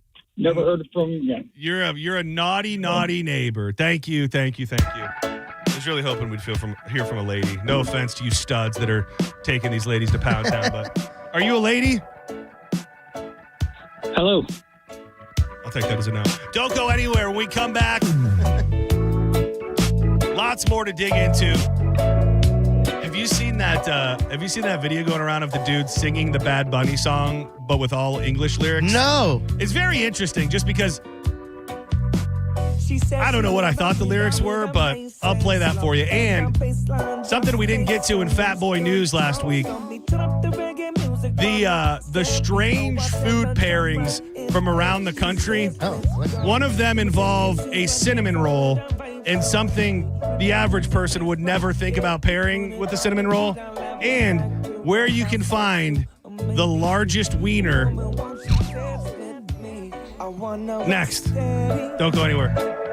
Rock steady with you, girl. I wanna rock steady. The Olympics are upon us, and when Team USA is on, you can almost see the moment that a kid starts believing they could be next. And now, while Xfinity can't guarantee that, they can guarantee something just as important, that your internet price won't change for 5 years. No contracts or commitments. So while your kid is ordering gear online, streaming highlight reels, or video chatting with coaches, your Xfinity internet price will not budge. And who knows, by the time the next Olympics come around, your kid could be getting fitted for their very own Team USA uniform. And guess what? You'll still be paying that same price for reliable Wi-Fi. And there's even more when you enjoy the Xfinity Gold Medal Celebration, because now through February 22nd, get the best price on gig Wi-Fi for 5 years guaranteed. Plus, you're going to get Peacock Premium locked in. That's over $10 savings every month. Xfinity, imagine that. A proud partner of Team USA. I wanna rock steady with you, girl. You're listening to Senning Show on 102.5 The Bone. Tell us what you think. Head to the 102.5 The Bone app now and leave us an open mic. The Open Mic on the free 102.5 The Bone app is sponsored by 1-800-ASK-GARY. Hey, Mom. It's me. Oh, my gosh. You'll never believe what I just opened for Valentine's Day. A sapphire ring from Hellsberg. Just like the one I lost years ago. Remember how excited I was when you gave it to me? I cannot believe you remembered that story. I guess you were right. I really found the one. This Valentine's Day, create a moment that means something with up to 40% off gifts at Helzberg. Shop in store or at helzberg.com. It's your favorite island boys, John Senning and Dizzy from Senning Show, baby. You know, after we've been kicking it in the Tiki Hut at the Cava Social Club, we feel like we be living right down by the beach, boy. Respect. Let me hit you with a few knowledge, boy. Let you know what's going on through the week here. On Monday, you get to do a little Mandarin, boy. Learn a little language. Pool tournaments, I know what you're thinking. I can't swim. It's nothing like that, boy. You're hitting the balls into the hole, nah? Come on, nah? Massage night, get your little touched up feelings all squared out. Feel irie from them little hands feeling you down, boy. Oh, that's a real island boy right there for you. You know, if you want to keep the vibes real high, try a Florida Boys Lifted Lemonade, bop, bop, bop, or maybe have some kava or krat. I think I went Irish. Respect. Check them out now. Find them at the Kava Social Club online. And boola, baby! Slow drains or backups? Don't wait for a bigger mess. Hawkins Service Company, trusted by Tampa Bay homeowners for over 30 years, is offering a $49 drain cleaning to prevent costly plumbing repairs. Schedule today at hawkinsserviceco.com. Things people don't believe in. Little green aliens. Bigfoot. And that Spectrum TV combines all your favorite streaming apps with live TV at no extra cost. But that one is actually true. You get over $100 worth of streaming apps like HBO Max, Hulu, Paramount Plus, Peacock, AMC Plus, and more, included with live TV at no extra cost. It's only the way TV should be. It's only everything. Learn more at SpectrumTV.com. Insurance companies don't want you to hire an attorney so they can pay you pennies on the dollar for your injuries. But I don't cost you a dime unless I get you money. I'm Tampa injury attorney Mo DeWitt. Don't get pushed around by the insurance companies. Just call Mo. When you're hiring, have you ever felt like you're missing out on meeting truly great candidates for your roles? It seems impossible to find them, but they have to be out there somewhere, right? Well, they're not hard to find when you know where to go, and that place is ZipRecruiter. And right now, you can try ZipRecruiter for free at ZipRecruiter.com/radio. ZipRecruiter helps 10 million people with their job search every day. And because these people are actively looking for jobs just like yours, it's easy to find the right person right away. In fact, 4 out of 5 employers who post on ZipRecruiter get a quality candidate within the first day. But if you're not using ZipRecruiter, you're missing out. So see what it's like when the impossible is easy. When you go to ZipRecruiter.com/radio right now to try ZipRecruiter for free. Once again, that's ZipRecruiter.com/radio. ZipRecruiter.com/radio. Never miss out on great candidates with ZipRecruiter. Transform your backyard with a black aluminum fence from Fence Outlet. For only $125 a month, that's less than $5 a day. Fence Outlet will install a 120-foot aluminum fence that turns any yard into your own oasis. Visit fenceoutlet.com for details. License number C-10252. This is the story of the one. As the purchasing manager at a manufacturing plant, she knows the only thing more important than having the right safety gear is having it there when you need it. That's why she partners with Grainger for auto reordering, so her team members can count on her to have cut-resistant gloves on hand, and each shift can run safely and efficiently. Call 1-800-GRAINGER, click Grainger.com, or just stop by. Grainger, for the ones who get it done. This message comes from Viking, committed to exploring the world in comfort. Journey through the heart of Europe on an elegant Viking longship with thoughtful service, destination-focused dining, and cultural enrichment on board and on shore. With small ships that bring travelers closer to the destination, there's more time to explore. And every Viking voyage is all-inclusive, with no children and no casinos. Discover more at Viking.com. Celebrate America at the Florida State Fair. America's sunniest celebration. Shining bright February 5th through 16th in Tampa. Soak up 12 days of nonstop fun with thrilling rides, classic fair food favorites, and live entertainment that brings the Star-Spangled Spirit to life. Visit FloridaStateFair.com for details. If you've been injured, we're prepared and ready to help. Call Farah & Farah anytime. Tampa. Now, back to Real Raw Radio. Sponsored by Anajar and Levine, Accident Attorneys. Call 1-800-747-FREE. That's 1-800-747-3733. Now, back to Senning Show. With your host, John Senning.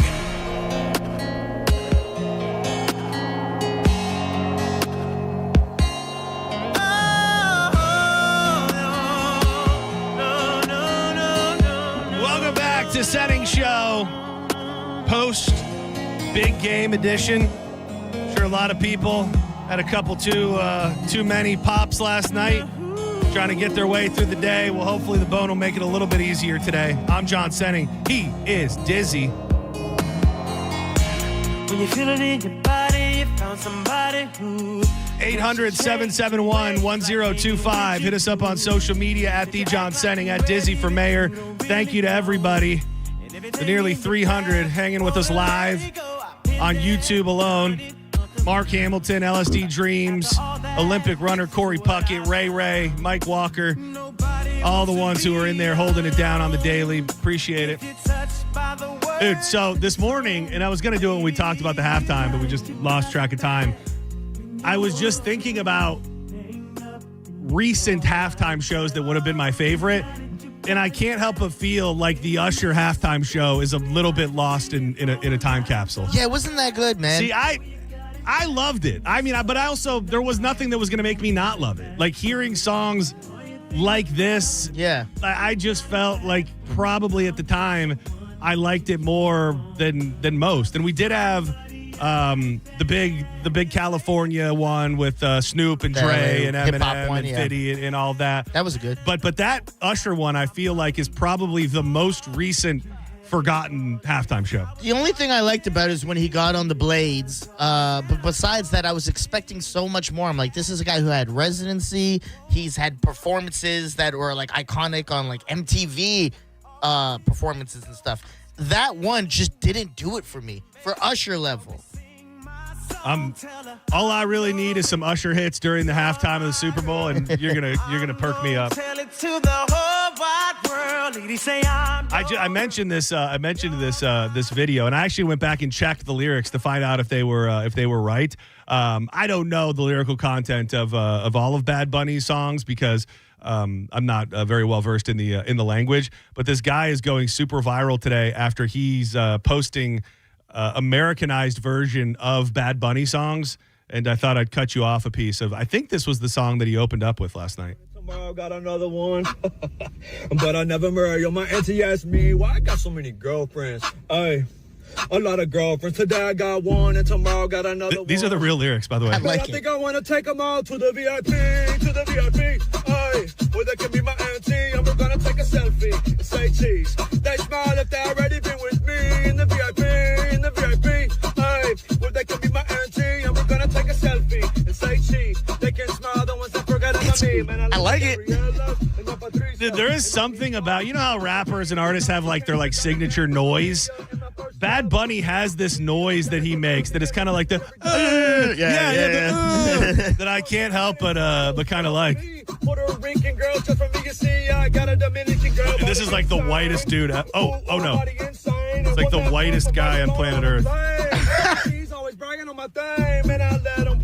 It's like one of the applesauce kids. Yeah, it is. Except whiter somehow. Invite, bro. Just quit with all that now. Hey, when my auntie asked me, Senning Show, I you're love live. that, though. Yeah, I like it. He couldn't even cut us off a verse in English. Just throw us an English bone. Senning Show, you're live. What's up? Thank you. What if that was a way he kind of mixed in it a little bit? Like he does that, and then it like pulls back, and he does it in English a little bit. That would have been awesome. Like that. And we did not talk earlier either when we were covering them that Lady Gaga and Ricky Martin both popped up for maybe a little bit of a crossover appeal. I think Lady Gaga's portion was in English, and then they kind of danced together and stuff. Yeah. So, I think even people who didn't know who Bad Bunny is, probably a lot of Lady Gaga fans out there in the world. If I was a betting man, because we were talking about it before, I thought that I was going to see Mark Anthony and like a J-Lo come out. So I was very shocked. I was very shocked in the Lady Gaga. Yeah, I saw it earlier in the day, and I thought it was fake. I saw it earlier in the day. People were reporting that Lady Gaga and Ricky Martin were going to be there. Oh, really? And I saw it, and I thought that's just fake news. That's like Erica Kirk showing up in her bikini at the Turning Point USA halftime show. Yeah. But it did turn out. It did turn out to be true. And just if you wondered, those are the lyrics in good old fashioned English. Do you think you would have enjoyed this show more if they had subtitles for that? Maybe, but not really. Yeah. I mean, I think at that point, you just there's something about the visuals of it, the vibe of it. Yeah. It was.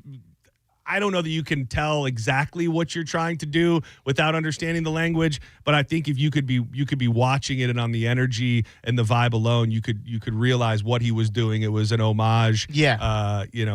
Obviously to his history and to that walk of life. So for that, he did his damn thing, and he chose to do it in a way that was not inherently combative or didn't take any shots at anybody else. And what else can you ask for? If you're somebody who thought you were going to hate it or you didn't watch it, at least know that he wasn't bringing heat. He wasn't bringing heat against the people that you didn't want him to bring heat against. So for that, make you feel a little bit better today if you're already mad at the halftime show. And I liked the ending where it was we are all America, and it was all the different flags. I did like that too. And then America was front and center. It was like his boys. It seemed like we're all there. Like he just looked like he was having a great time. Yeah. There at the end. IKEA has quietly dropped a hot dog that is 21 inches. A 21-inch wiener. I don't know. So if I'm doing my math, a 12-foot-long wiener would be about 12 inches. IKEA is doing a soft rollout. I guess people eat at IKEA. I know that they have the Swedish meatballs that people eat there, but they want to be the home of the 20-inch Frank. And this reminded me of something ingenious. My buddy Jake, a Crowded Table member from back in the day, he used to always tell us about his dream restaurant that he wanted to open, and we still talk about it to this day. His so stupid, but it's so funny, and I bet it would work depending on where it was. So the idea of it is you're in a restaurant and there's a giant conveyor belt. There's a giant conveyor belt that starts in the kitchen and runs its way through the entire restaurant. So you've seen like the sushi places where like the sushi, Asian, the sushi will roll by on a conveyor belt. There's probably some work that needs to be done on the plan here because I don't know how you do it. But the idea of it is a never-ending hot dog, and it just rolls by on the conveyor belt, and you pay by the inch. So you cut the hot dog. You cut the hot dog wherever you want. You want a 5-inch hot dog, you snip it. Jeez. You want a 3-foot-long hot dog, you snip it there, and then it's just a never-ending hot dog that you pay for by the inch. Sounds like a terrible idea. I don't want my hot dog to be huge. Well, I guess that might be to your point. Well, perfect. You want a 3-incher? Yeah. You want a 4-incher? Yeah. I was about to argue, but I feel like I'm arguing your side now. You really are. So what you're saying is you want a hot dog just as long as you want it. Is that what you're saying? It's like, that fits my needs, John. This doesn't sound like the place for me. The problem is that I just don't know how you bun them all. Like if I decide to go with a 2-foot-long hot dog, like I thought the bun was coming with it the whole time. Oh, like it's just the whole hot dogs, everything. You've really kicked this up. You've nailed it, dude. Can I be a silent partner in this now? Yeah, but I think we're gonna have to work through some of the finer points. I don't know exactly how we have it'd be perfect if we were making the hot dogs on site. So then it's almost like coming right out of Hang With Me. It's coming right out of the, you got to squeeze the meat like into the skin, and then it goes from right there onto a grill, and then it just is a steady train from the grill to the conveyor belt. So the hot dog is actively being made as everybody is eating it. Made, cooked to prepare to eat, and then the bread is just it looks like a traditional bun, but it's not because it has to be never ending. Yeah, and just the bread keeps pumping out. Thank you. So you're not totally against it. Listen, you started against it. Brought me onto the side. We are looking for silent partners. I was Shark Tanked into it. I was out, and I'm like, I'm back in 10%. I want. I feel like he came up with a name at one point too, but I don't remember what it was. Like Dog by the Inch or something, or like give me the right size wieners. That's a little better.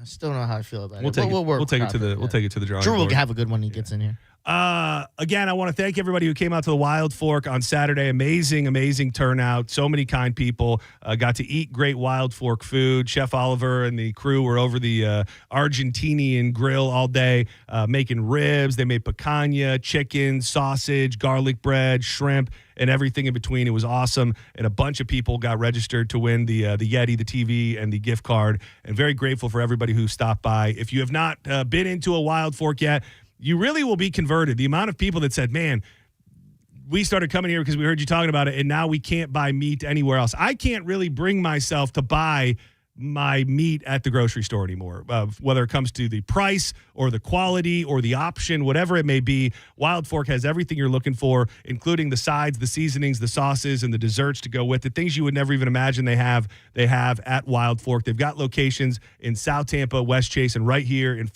4th Street in St. Pete. You can order online. If you become a member, it's like $2 a month, and that covers your delivery fee. It's just easier for me to get it delivered. So I always get it delivered, and you can do that at wildforkfoods.com. I wanted to get to this on Friday, but I believe we got sidetracked. It is the top 5 most unexpected food pairings across the United States of America. And we kind of dig into food news in this last segment when we can. We call it Fat Boy News. This, I don't think, is that rare, and I'm completely fine with it.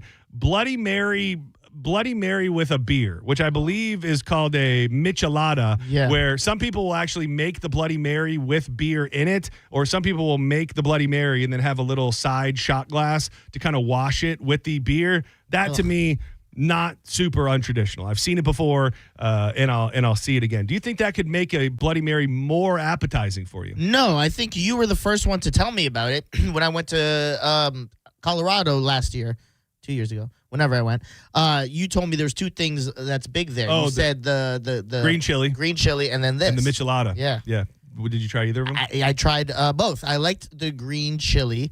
Very, very hot. Dude, very the green spicy. chili game is such an underrated delicacy, especially in Colorado. You go, no matter what diner or restaurant you go to, they pretty much have an option where you can get whatever you order smothered in green chili. And it's smothered. It's like almost like a soup it's in now. Yeah. That is the like Western gravy. Like rather than using a gravy on their food of any sort, they just smother everything in green chili. I tried the what was it called? Michelada. Yeah, that.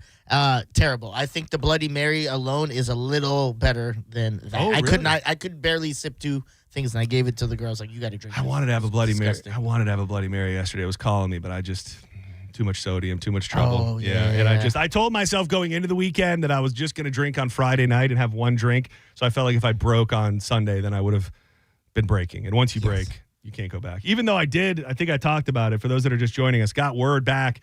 If you're trying to keep tabs on me and Pat Maroon in the weight loss challenge, I killed myself last week to the point to where I could barely walk over the weekend. And Pat Maroon has been eating his life away in St. Louis for the last 7 days. So not saying that should give you a good idea of where things stand currently, but Pat has confided in me that he's been in St. Louis eating at all his favorite restaurants and partying all week long while I've been doing almost the exact opposite. So I would say I have a 1 week head start on him, but who knows? He's a professional athlete and anything can happen.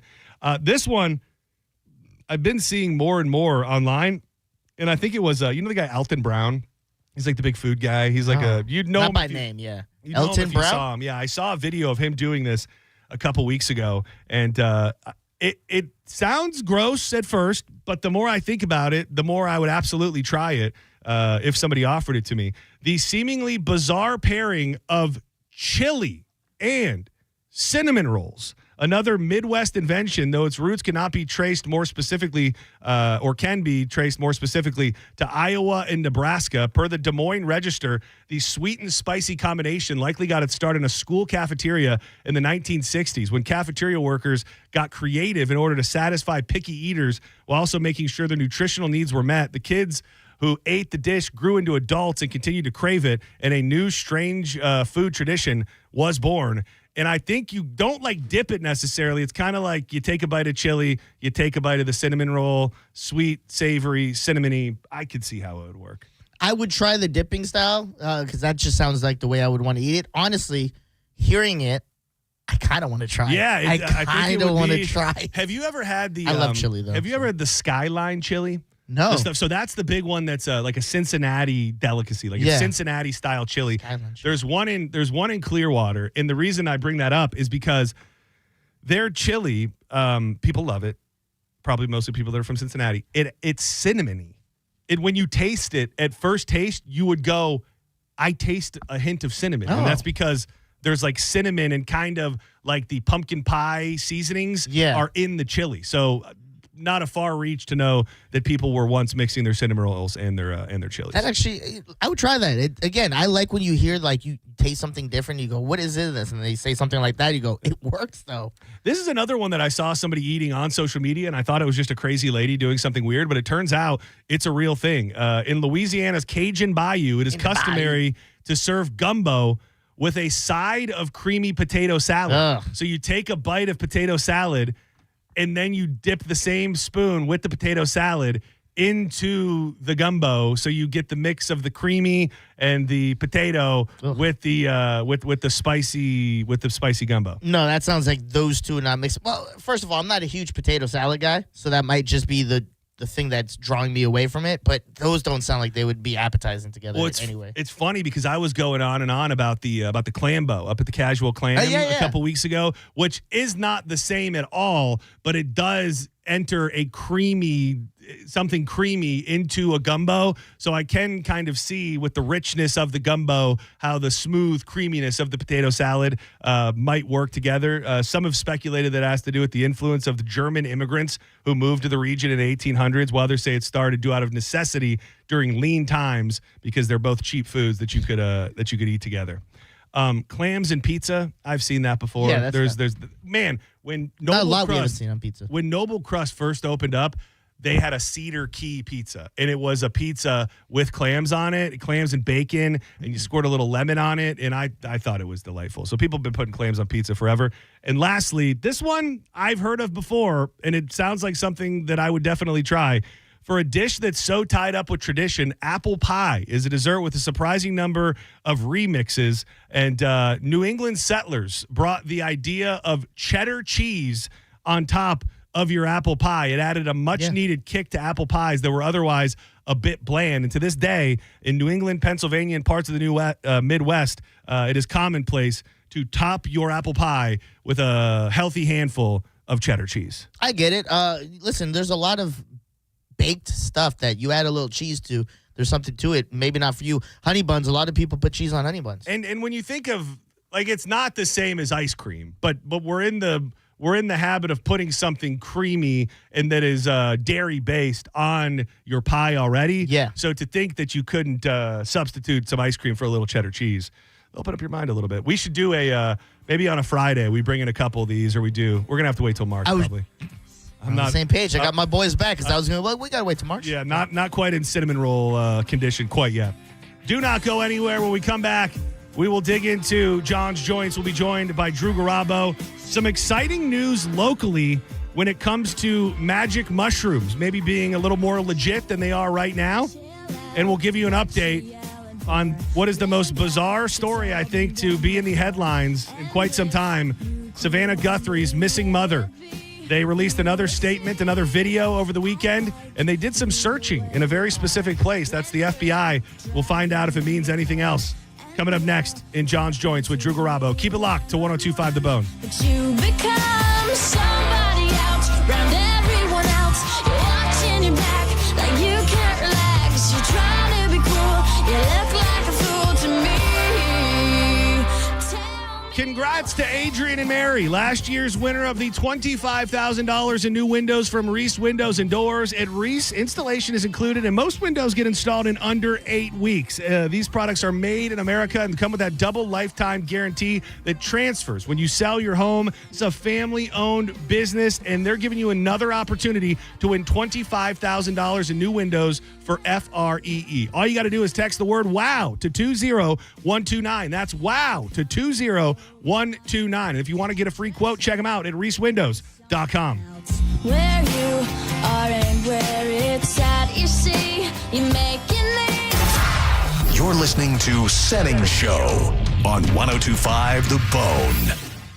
When a child is hurting, everything stops. Families need hope and a place they can trust. February 19th and 20th, 102.5 The Bone goes 24 hours, commercial-free, raising funds for Johns Hopkins All Children's Hospital. Listen to parents, doctors, and caregivers share stories of courage, compassion, and life-saving care. Every dollar goes directly to the hospital, helping kids get the care they need. Donate now at theboneonline.com and be part of something that matters.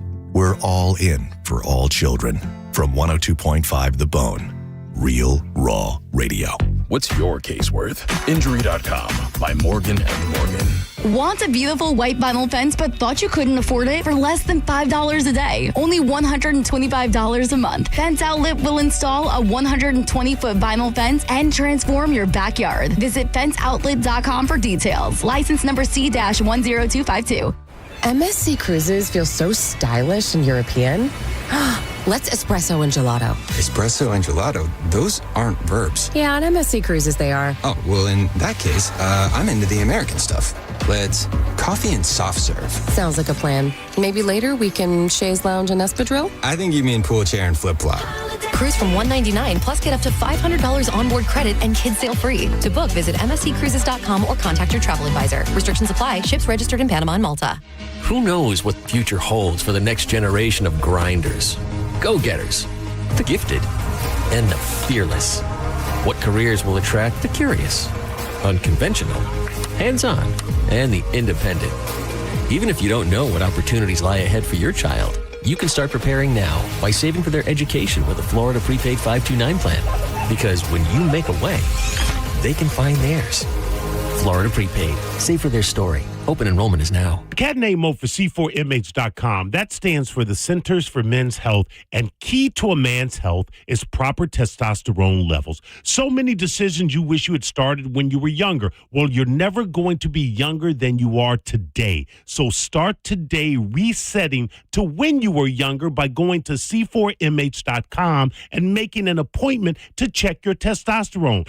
That's all they do, so you know it's done right. $45 gets you blood work and a doctor's appointment. And if your levels are low, it's 2 shots a month. That's it. To ensure your energy is up, to promote muscle growth after workouts, to improve your performance in the bedroom, and most importantly, to maintain a mental state that has you feeling like the world is yours. You know, like when you were younger. Look at testosterone as a time machine and C4MH as the vehicle that will get you back to a future that is back to you. Today is the day. C4MH.com. Are your investments in the right accounts? What's best, traditional or Roth? Are you receiving all available tax deductions? Are you paying as little in tax as you can? These are all questions you can't afford to get wrong. Hi, I'm Jeff Jr., founder of Trajan Wealth, and in many cases, it's not what you make, but it's what you keep that makes the real difference. Trajan Wealth and Trajan Tax work closely together exclusively. No more guessing about whether you should do a Roth conversion, or if maxing out your 401k is really the best option. Our nationally recognized fiduciary advisors and CPA team work in tandem to make sure your tax strategy works with your investment strategy. We'll even do your tax preparation. One team, one strategy. Isn't it time for a second opinion? Call Trajan today at 813-212-0500. That's 813-212-0500.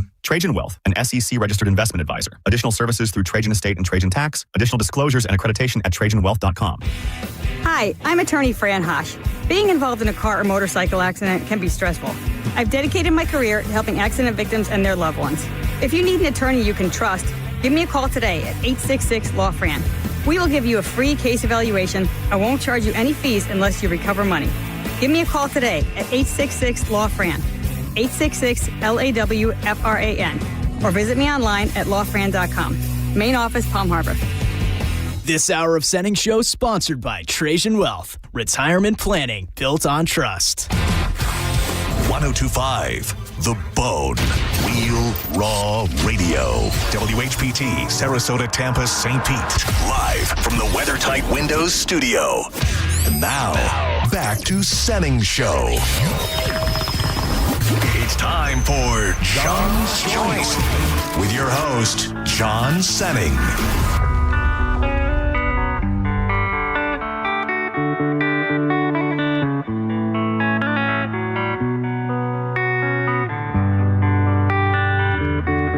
Please come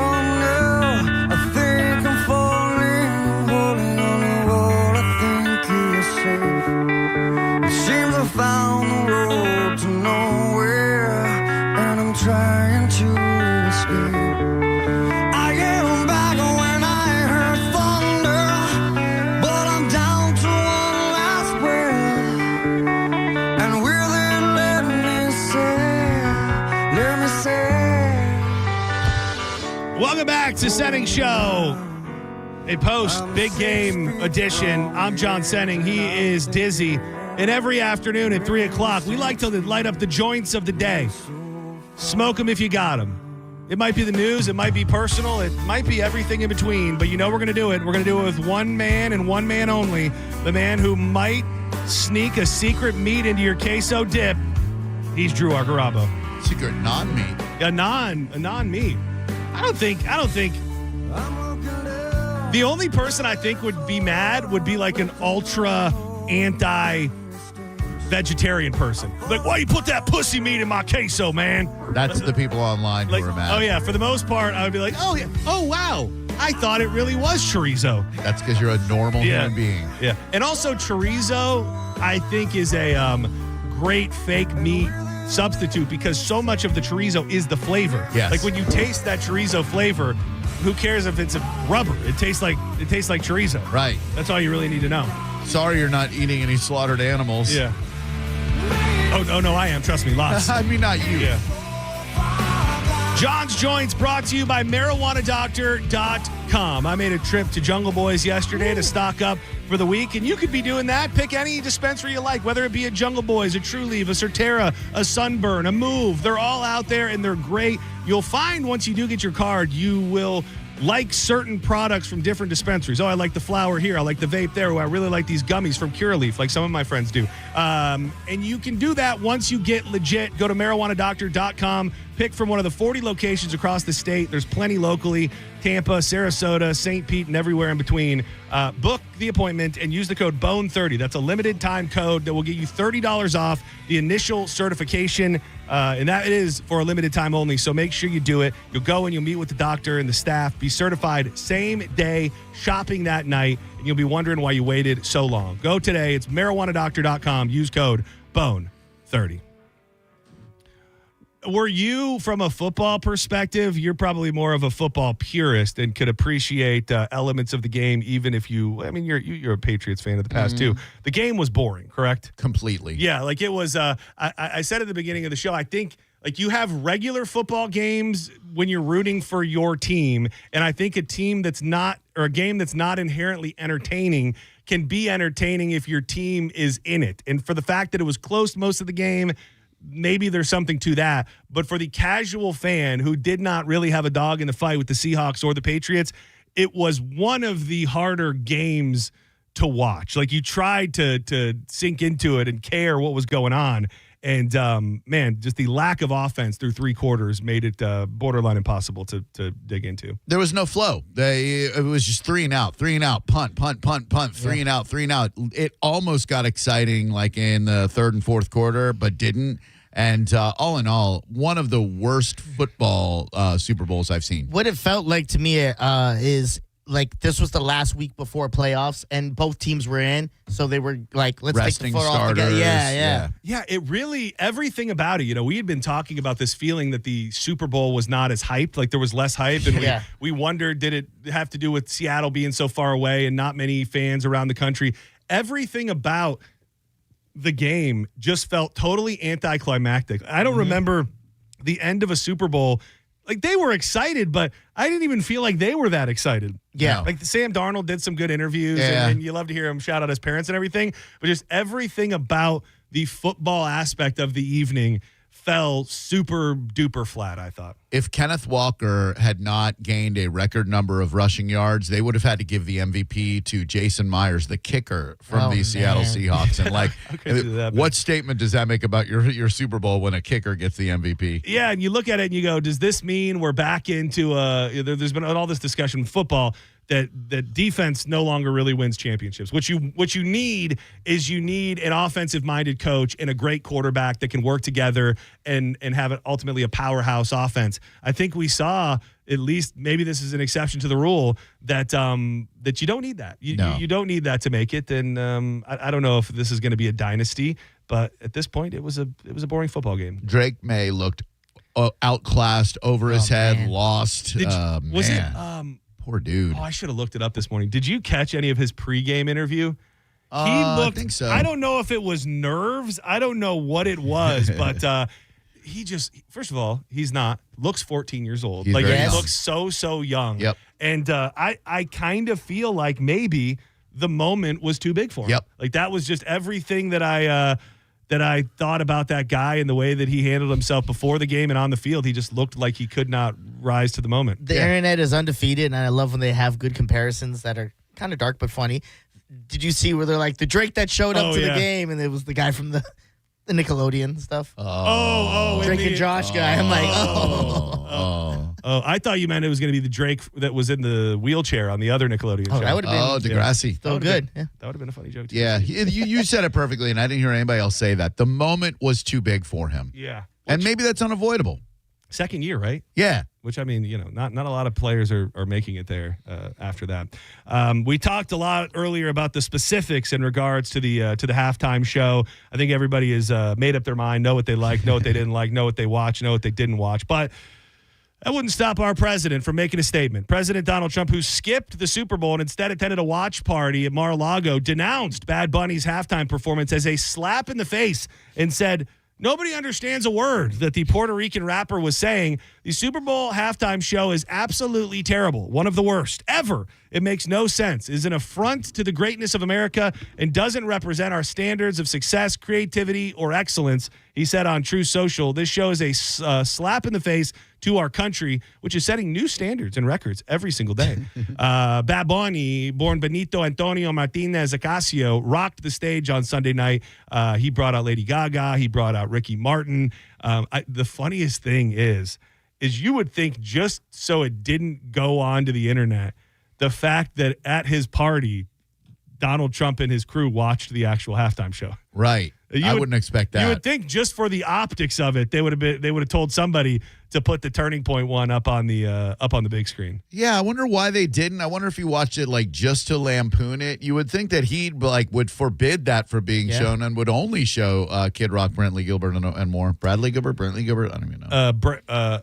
Brantley Gilbert. Nah, Brantley. him. You made me almost. Sorry. You almost made me forget what it was. Yeah, that was the.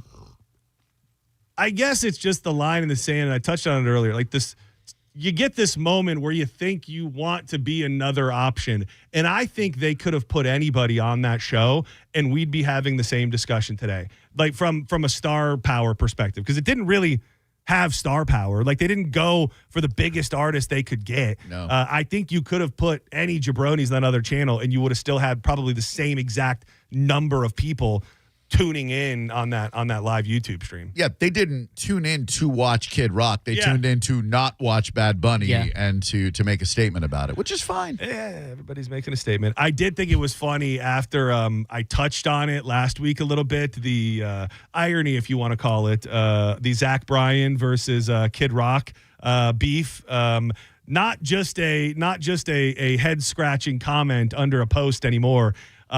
He put up the first post, and it was of a guy, his friend, I think, watching the Turning Point on his phone and covering his face, like covering the TV. And it says at the top, what Kid Rock actually thinks is happening across America.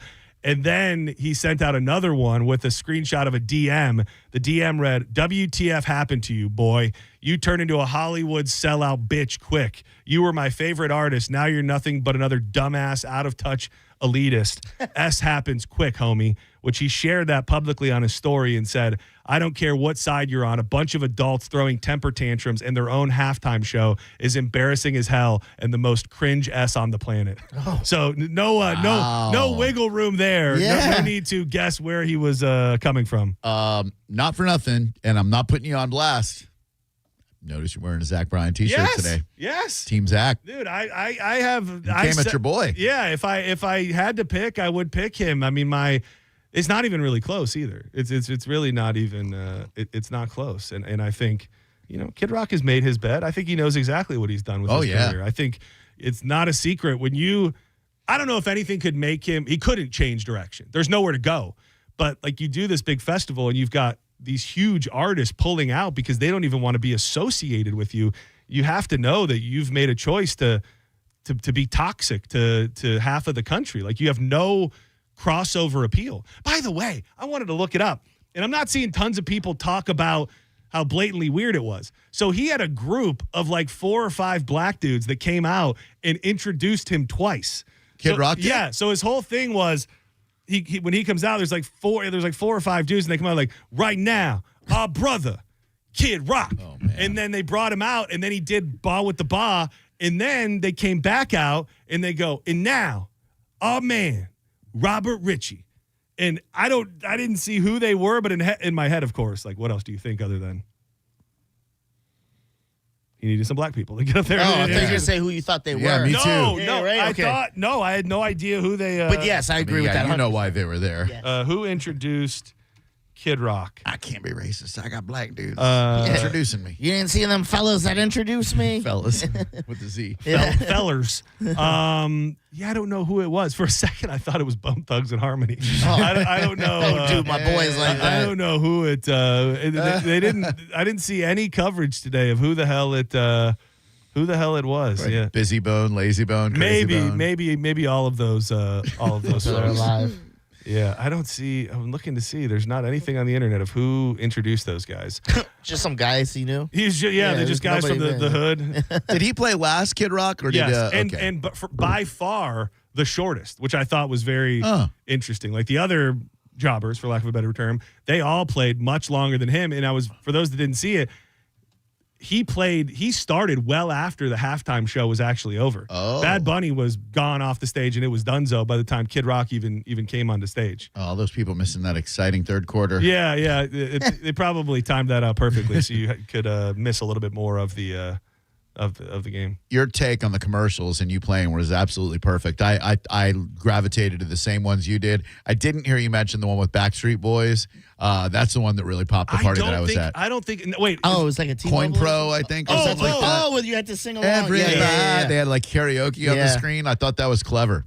I thought that was going to be so. That was Backstreet Boys, of course it was. Right? Yeah. Right. Yeah. Oh. When it first started and I wasn't picking up on it, I thought it was NSYNC, and I thought it was going to like lead up to an announcement of an NSYNC return or reunion or something. Yeah. But what a stupidly smart thing to do that when you've got all these people at a party to put up a karaoke version of a song on the screen just to get people to think twice and look and pay attention, and probably not only do they sing along, but I think at that point you go, what is this? What am I waiting for? Like, what are they going to put up on the screen here? And it worked. Was it Coinbase? I think is. Oh, that's it. Yeah. And people at the party. I put it on my Instagram story. They were getting up and dancing. People were singing at Ian's spot and stuff. Yeah, that's funny. Just thinking. You don't have to be completely outside of the box to get something that will catch the eye of the masses. Correct. The search for Savannah Guthrie's mother, 84-year-old Nancy Guthrie, has extended to a 9th day. Late Saturday, the Today anchor Savannah Guthrie, flanked by her siblings again, released another video begging for their mother's safe return and telling Nancy's abductors, "We beg you now to return our mother to us so that we can celebrate with her." Guthrie said the family was willing to pay for the return of their mother. Billboards to assist in the search for the grandmother who vanished on January 31st have appeared in high traffic areas in states near Arizona.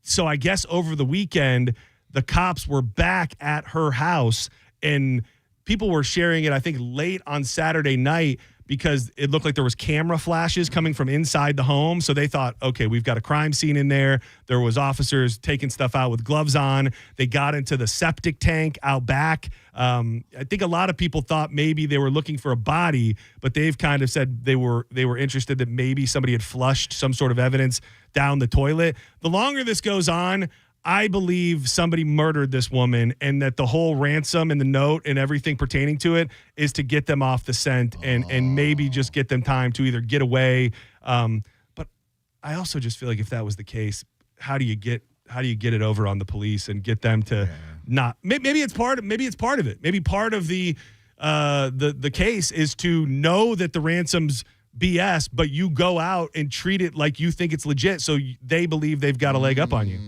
Have we checked where Matt Lauer was all this time? I know he didn't like that Savannah Guthrie too much. Who really knows? And I will say I don't know what the payoff could be, but there are so many people sharing how much Savannah Guthrie did in regards to interviewing the Epstein victims and stuff. You know, she sat down and really was the only one to do it with like a large group of the Epstein victims, and her husband has been very politically embedded for a long time. So if you want to reach for something crazy, I don't think it's that far-fetched. And I don't think it's far-fetched because of the connections. I also don't think it's that far-fetched because what else could it be? Right. Like, not saying it's definitely that, but I don't think somebody just randomly took this anchor's 84-year-old mother to get a payday. Because if they wanted the payday, they would have gotten the money. They would have at least tried to get the money and do something with it. But at this point, nothing's budging. They're not really interested in showing any proof of life, which to me, if you wanted to get the money, the quickest way to do it would be to say, here's your mom, she's alive, give us the money. I got this bad image of Savannah Guthrie's mom going into town with a veil over her face, like Elizabeth Smart, Dude. And she's with a captor. Could be, absolutely. Thou sayeth. Thou sayeth. It's such a weird story, and you just the president over the weekend on Air Force One spoke super openly and bizarrely about it, saying essentially all but saying he thought they knew who it was and they had information that was going to be coming out very soon. I guess they're cool. He said that him and Savannah Guthrie are cool and she's always been nice to him. So maybe it's just that. But for him to be so open about we're sending all of our FBI resources and him to be talking about it just, to me, makes it weirder than less weird, the fact that he's so engaged in the center of it. What do you, if you had to bet on her being found alive? Yeah, same. She did. Yeah. She did. And I think this is either, it could be, whether it's a family member, whether it's somebody's close, whether it's somebody who just wanted to punish Savannah Guthrie, I think they're doing this to draw it out, whether it gave them time to get out of the country or do whatever. I just think that the whole ransom is a ruse. And this is not something totally new in abduction and murder cases. I've seen a million times in cases where they get a fake ransom note right off the get, and 99% of the time the police go, well, clearly this is fake. Yeah. Comes in on the ransom note, style where they pull stuff from the paper. Like the Unabomber, yeah. Exactly. So they usually figure it out pretty damn quickly. But this one's definitely bizarre.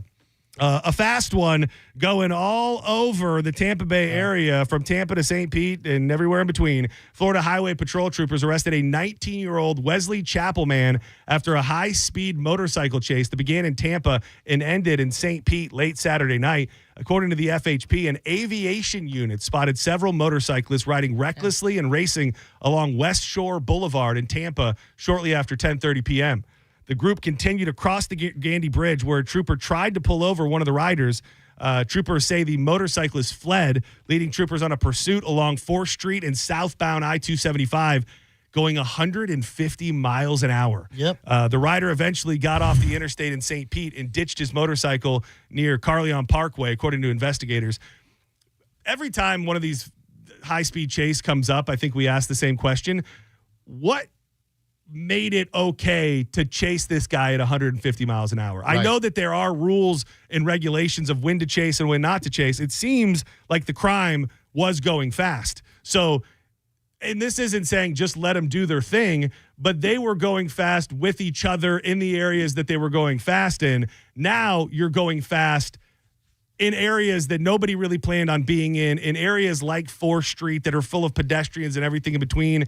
I'm not totally don't chase guy, but going 150 miles an hour, it just seems like you're asking for a tragedy, to be completely honest. He was taken into custody while donning a jacket, ironically, with the words, "Don't get caught" on the back. Oops. He was indeed caught and faces charges of fleeing and eluding, reckless driving, and riding without a motorcycle endorsement. He was taken to the Pinellas County Jail, according to FHP. I'm with you on the chase situation, but then if you don't, how do you ever get the dude? Do you just let him go? I would say, without knowing the details, if they were ever close enough to get a tag, and did he have it's without a motorcycle endorsement. So I don't know if it wasn't have a license, or if the tag wouldn't have come back. But I would say, dude, we got into, if you want to just have a mind F, we on Friday night, and I did this last year, we put on old episodes of Cops. It is the most insane thing ever to go back and watch what they allowed to be on TV on Cops. Way that they just manhandled people and the way that they went about business in cops. Like some of these videos now, if you released them like in a modern day and said, oh, we've got new footage out of St. Pete, there would be riots in the street. Like the way that they will just bust up into a house and just body slam somebody on the ground. But dude, the one that we were watching, they were chasing this guy on a moped. He stole a moped and dude, the cops are legit. I don't know where. I think it was outside of Nashville. The cops were literally chasing this dude through people's backyards. Like the cops are running through fences. They're chasing the guy through backyards, getting onto the main streets over a moped. Like the guy took a moped. At this point, I'm like, you could have went through one of these backyards and ran into 3 children that were playing back there, and they were clearly willing to risk it all to chase a guy on a moped. And the guy ended up going home. And when they got there, all of his brothers and his family were waiting when the cops showed up, and they immediately all like wanted to fight the cops. Oh, wow. Dude, and the cops just start throwing haymakers. Oh. Like they just start whooping these dudes' asses, body slamming them. It's that was like late night. I think the episode we were watching was like late 90s. And to think that was shown on TV everywhere, nobody ever had a second guess, and now probably for the better. I don't think that's how things go down anymore. One of the first reality shows ever on television. I think it really was. Right? It was definitely one of the best reality shows. Oh my God, that there was. It was crazy. They found a guy that had also crazy what you can walk away with. They found a guy that had 17 crack pipes on him. Oh, let him walk. Because he had no crack? He had no crack. He had 17. It's not illegal. They're like, we've never found more crack pipes on a guy ever in our life. And they ended up letting him walk because you can't charge a guy for having too much baby oil. We learned that too. So. Yeah, no crime there, John. You nailed it. Pretty puffy. Lindsay, have either of you watched any of the Olympics? No. I always tell myself I want to pay closer attention to the Olympics, at least the cool stuff. Yeah. And then the Olympics come and it's just too much. Like you go, it's on Peacock and I go on, it's like 15, 20 different events going on at one time. It's like I don't even know how to follow. But on the heels of me feeling so grateful that a fellow ACL survivor was getting out only a week after, that really all went away very quickly. Lindsey Vonn was the 13th skier to hit the slopes in the Alpine Ski Women's Downhill at the 2026 Milan Cortina Olympics on Sunday, and her dreams of powering through that devastating knee injury to make the podium came to a crashing halt. Almost immediately, she was involved in a horrific crash. She had to be airlifted off the mountain, and I guess she was put into ICU today. They say it was just as much for her privacy as for her health, but definitely broke some ribs, broke a leg,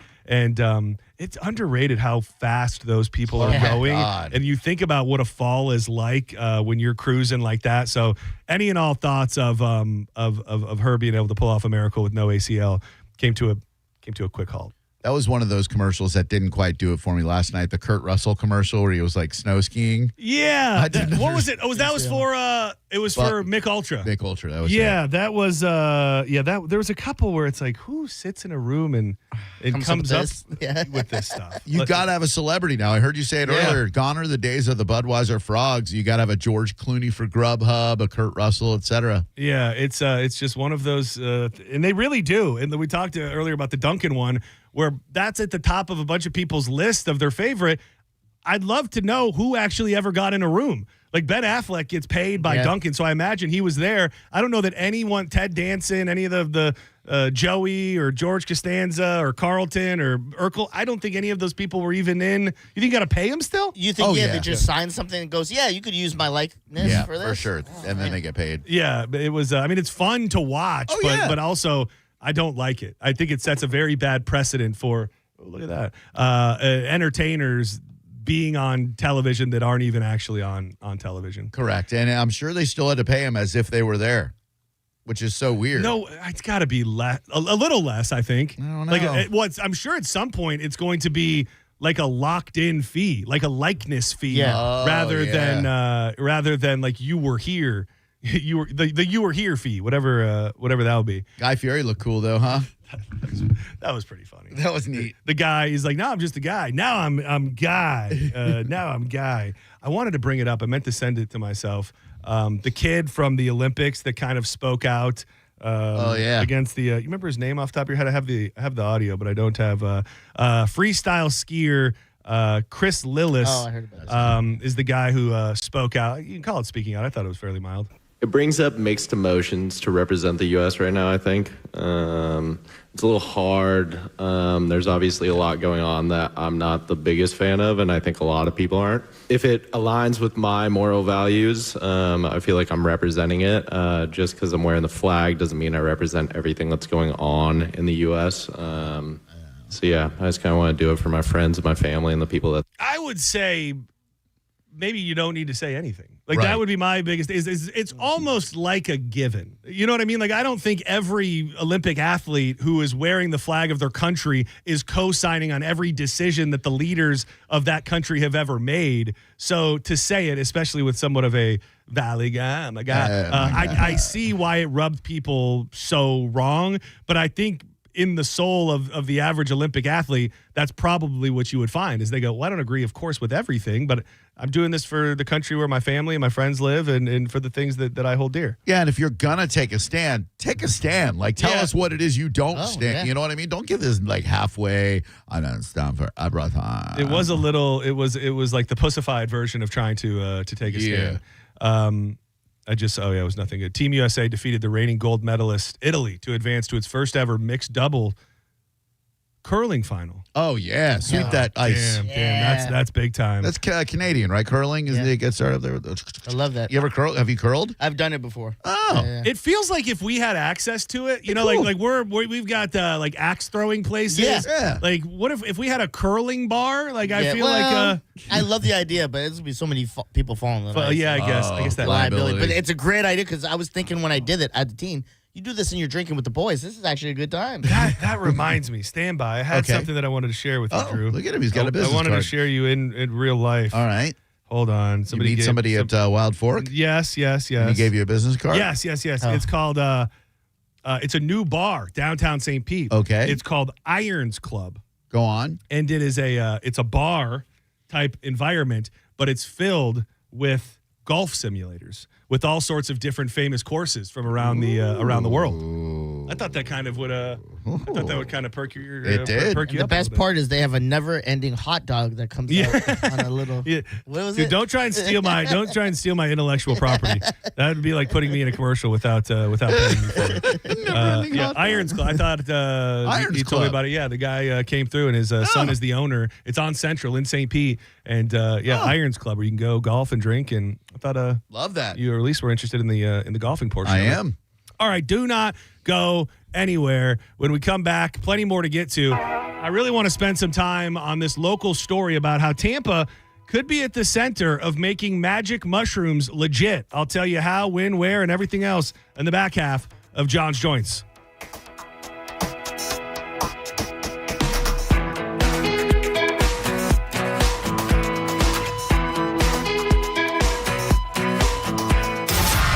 You're listening to Senning Show on 102.5 The Bone. Last call for Calta Cruise 19. Yes, you still have time to get on board. Special announcement, listen up. And this year, John Senning is coming with us.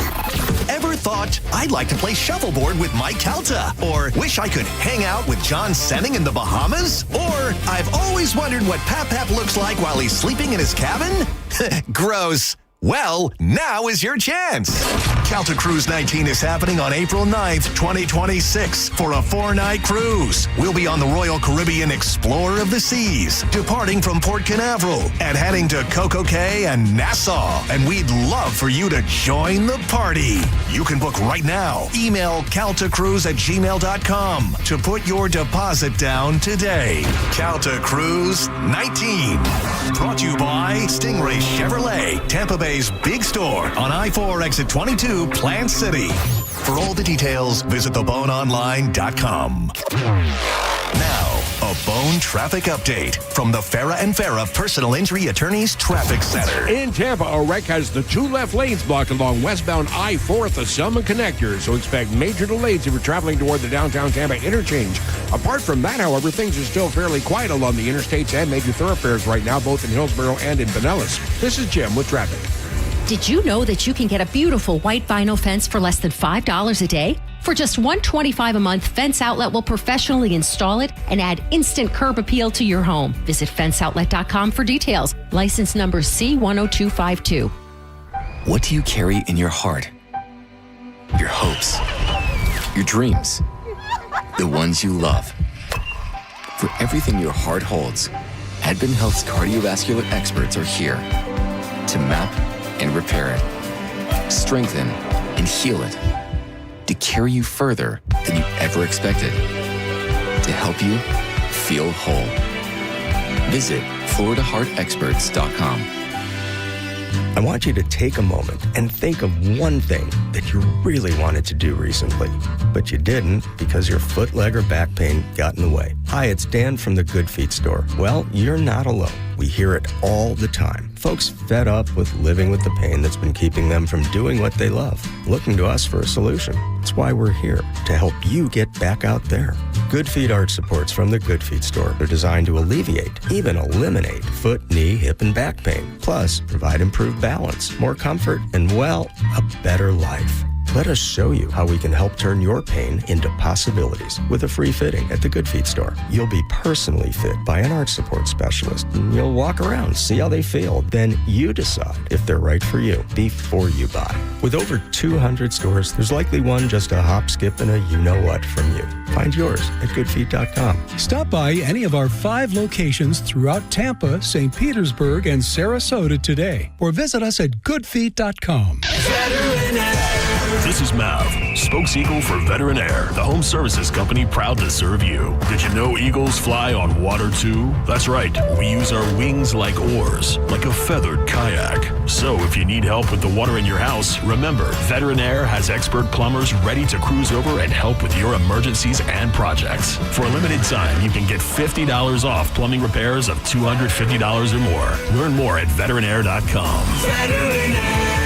I'm John Morgan of Morgan & Morgan. If you've been injured in a car accident, call America's largest injury law firm. For over 35 years, my mission has been to deliver more for our clients, to deliver more for you. If you or anyone in your family has been injured in a car accident, call us now, as the time to file a claim may be limited. Last year, more clients hired Morgan & Morgan than ever before, protecting America, fighting for you. Morgan & Morgan. Visit forthepeople.com for an office near you. Don't you hate pushy salespeople? If you work with WeatherTight Windows, you won't ever experience this. WeatherTight Mike hires the best of the best, and these guys know what they're doing. WeatherTight has a seasoned staff of salespeople and installers. They know a lot about windows, so you can trust that you'll get great direction and advice. You'll never have to deal with a high-pressure salesperson when you get a quote from WeatherTight Windows. Give them a call today. WeatherTightWindows.com. WeatherTight Windows.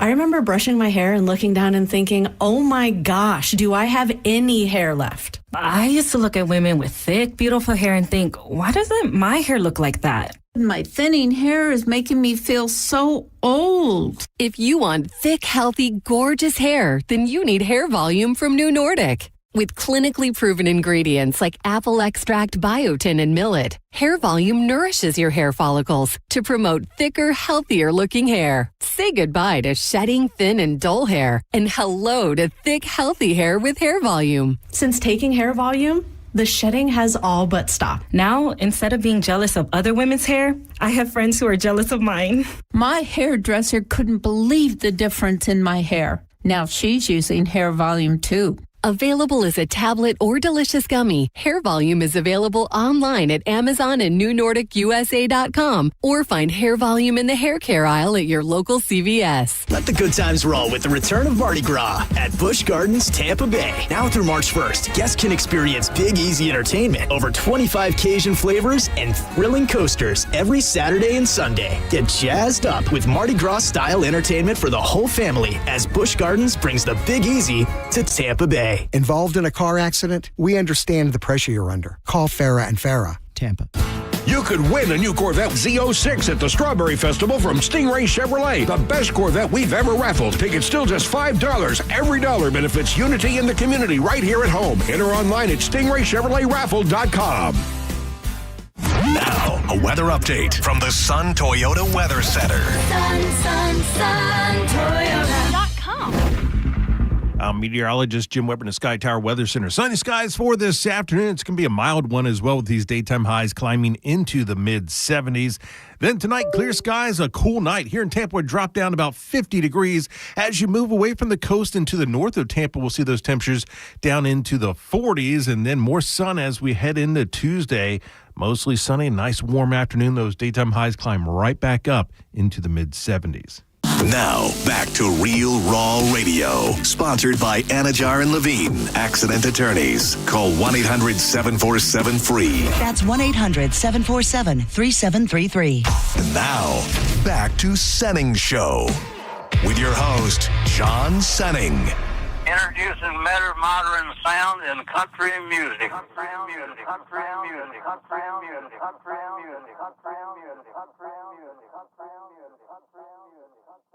I've seen Jesus play with flames in a lake of fire.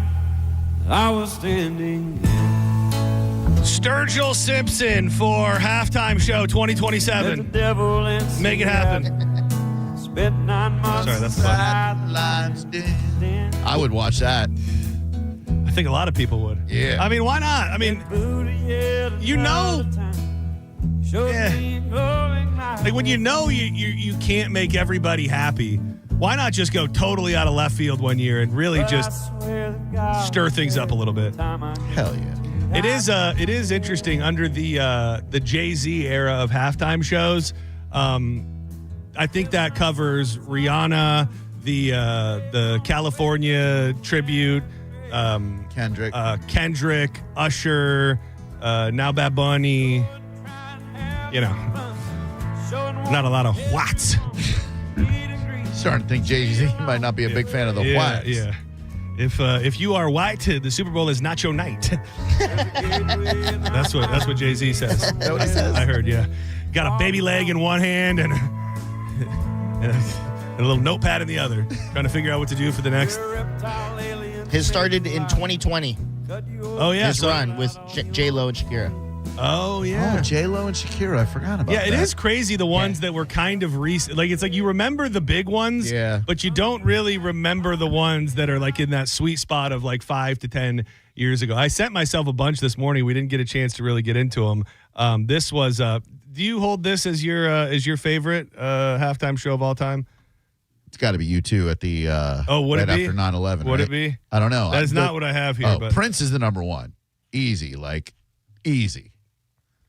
My opinion. Well, good, because that's what I was playing. Oh, good.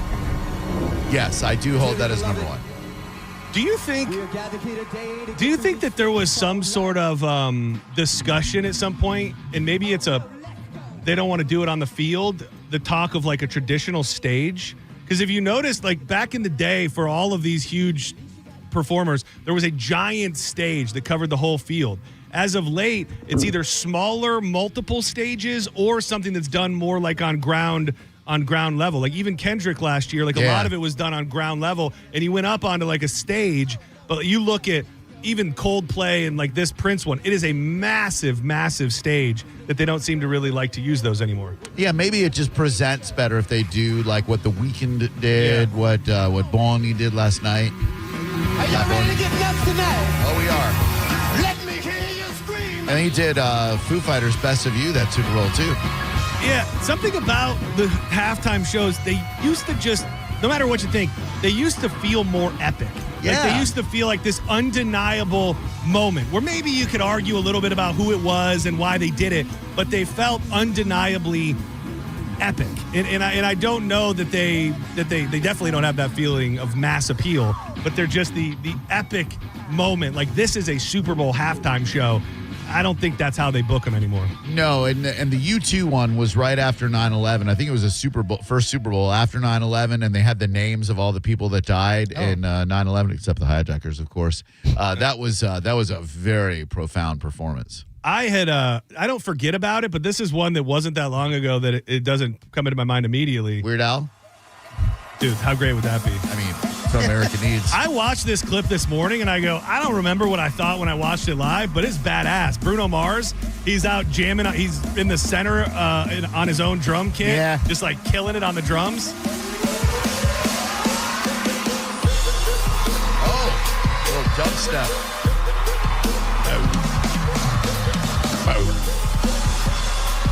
Yeah, and then the whole thing that his drum kit on, it starts moving across the stadium. Oh, I don't remember that. Yeah. Yeah, that was in a weird window because I think he did it twice in very close proximity. Or is this the same one that the Red Hot Chili Peppers were on? I think so. Maybe that's what it was.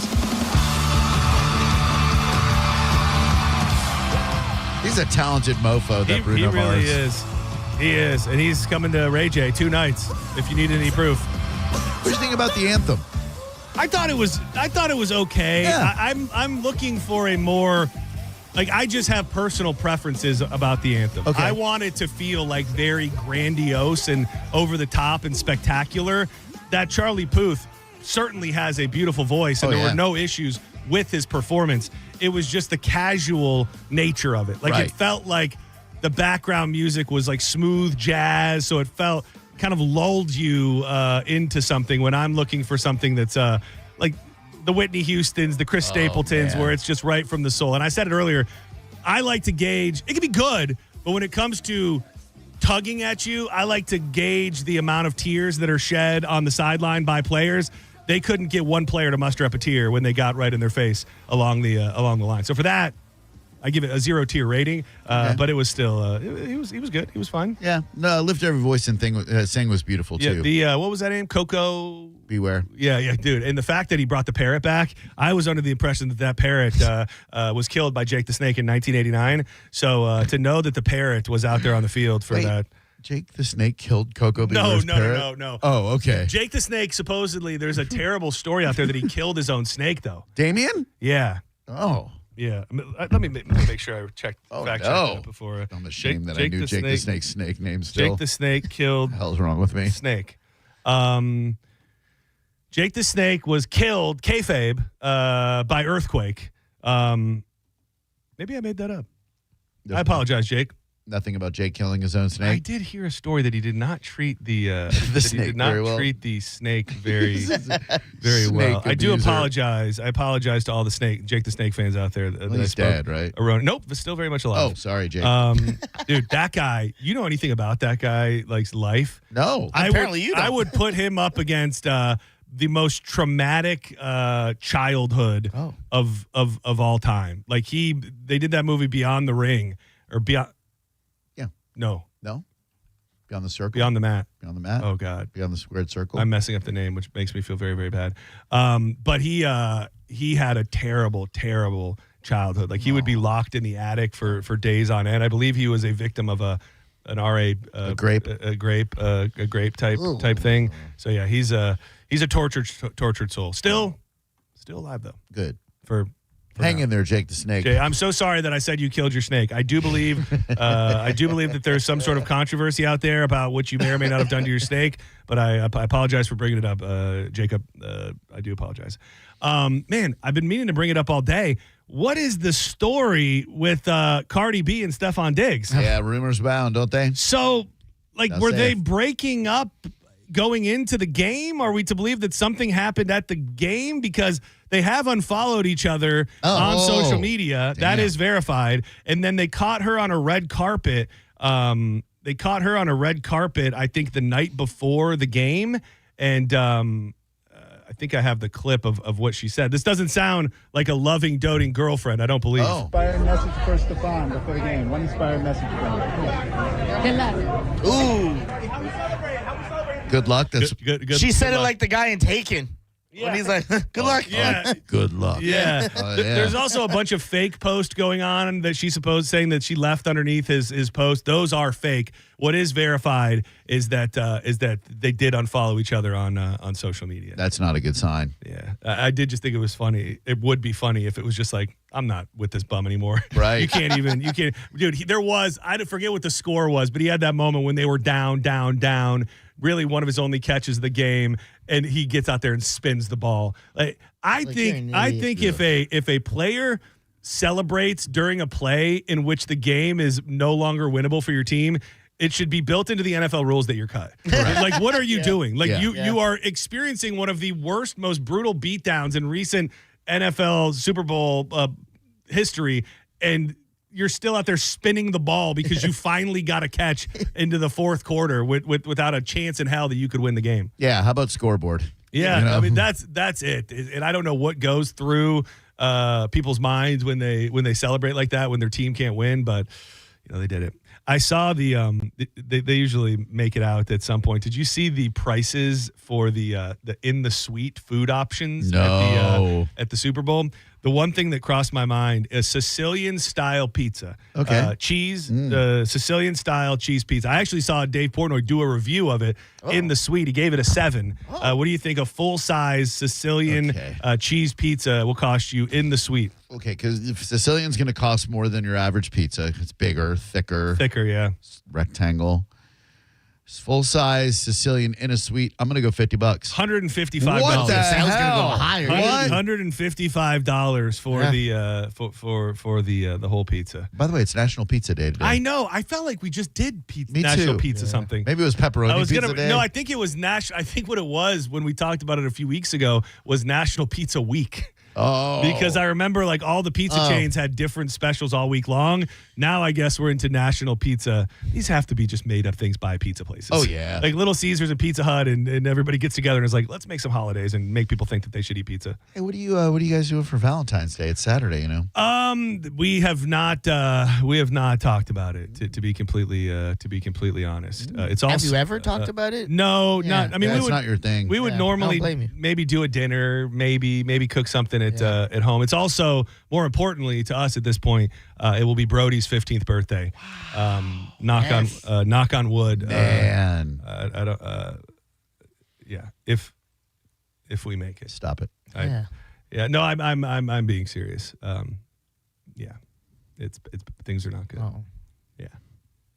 Sorry, I know. I was. Jesus, Jake the Snake. No. What are we doing here at the end? No, I mean it's just the way that it is. I hope that he's I love. He's got a big kick out in him, but things are tough right now. So Hang in there, buddy. Yeah, that's all we can. You do. and Brody, I was talking to. That's all we can.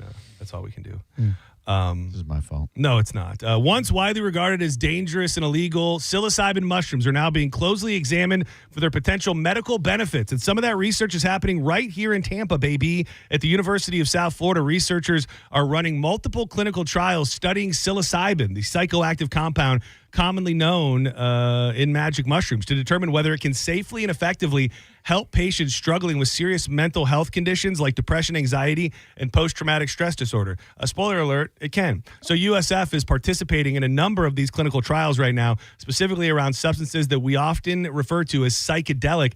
I was skimming through it to see if by any chance I would see the name of Dr. Chris, who has been, well before there were even legitimate clinical trials being done, was at the forefront of bringing psychedelics into the hands of people who might use them. At this point, I feel like the sample size is large enough. The amount of people that have had positive benefits, especially in a micro-dosing format when it comes to PTSD and anxiety and different forms of mental health. I mean, JP has been very, very open about what they did for him in a macro dose, which he still feels the positive benefits of to this very day. So it's one thing if you got a couple people that say, hey, I think this could work. I think it's been going on for so long now with legitimate doctors and other figures prescribing it and turning people onto it, that now, much like everything, the federal government is just way, way, way behind, and it'll take more studies like this one going on in Tampa to ultimately, what happens? Do we have Big Pharma gets their hands on it? We're doing magic mushroom pills. Like I don't know what it looks like if it goes in the right direction, but it's just going to be a way for some massive company to make a bunch of money is where it will all land. Yeah, are they doing like clinical trials with actual people? Like, are they experimenting with people? Yes, sounds like, that sounds cool. They dude. How do you get sign up for that? Yeah, this is actually a national focal point for psychedelic research, drawing hundreds of patients from Tampa Bay and around the country. All participants are carefully screened and monitored over extended periods of time as part of tightly controlled studies, we've become kind of the focus on having a variety of psychedelic trials and have tended to yield pretty good results, according to the doctors in charge of the whole deal. The compounds are being studied for what doctors describe as rapid relief. In some cases, patients have reported significant improvements in just a single dose of psilocybin. Why don't we do our own trials right here? We'll have people bring off bags of mushrooms. Yeah, we'll try it for you, find out the benefits and everything that goes into it. Probably legal. All right, do not go anywhere. Drew Garabo Live is coming up next. Are you going to talk about the bar thing at some point? What bar with thing? with the halftime show? Yeah, that is such a unique story about what bars did, because I actually saw a tweet yesterday insinuating. And I'm sure this happened too. I'm sure there were bars in certain towns where you had people freaking out because the Turning Point halftime show wasn't on. Right. This one out of St. Pete flips that idea on its head. But if you played the game publicly in a place yesterday, I would imagine hearing from pissed off people, no matter what you had on the TV, is definitely a thing. And I can't wait to hear you guys dig into that and a bunch more coming up next on Drew Garabo Live. Thank you, Diz. Thank you, Drew. Thank you to everybody who listened, called, watched along on YouTube. We'll be back live tomorrow at 1 p.m. with a brand new Senning Show. But before we get out of here, let's tell you about our buddy Jeff Borum. Yeah, you might be thinking, man, I can't take this place anymore. I got to get out of here. I want to move to someplace else in the Bay Area. Well, the guy you need on your side is the guy who's going to get you a great price for your home. And that guy is Jeff Borum. You know, it's easy to have a go-to pizza place because it's National Pizza Day. Maybe you got a go-to wing place. You picked stuff up for the game yesterday. But what about your go-to real estate agent? That is more important than any of those things. To know that if you got to move under a tight deadline, maybe you're looking to upsize or downsize, that you know just who to call. I love telling you about Phil and Nanetta, who have been long-time friends and associates of Team Borum because they trust them. They know when they wanted to downsize because the family got out of the house. When they know that they wanted something else for retirement, it was the call to Team Borum. Let that be your story and go with Jeff Borum, powered by eXp Realty. Yep, Team Borum will get that house sold, and Jeff will buy your house, sell your house, rent your house, giving you many options. Google him right now, and you might be packing tonight. BORHAM for the guy we trust, Jeff Borum. Goodbye. Good night. God bless. There will be nights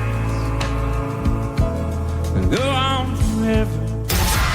You're listening to Senning Show on 102.5 The Bone. We are Real Raw Radio.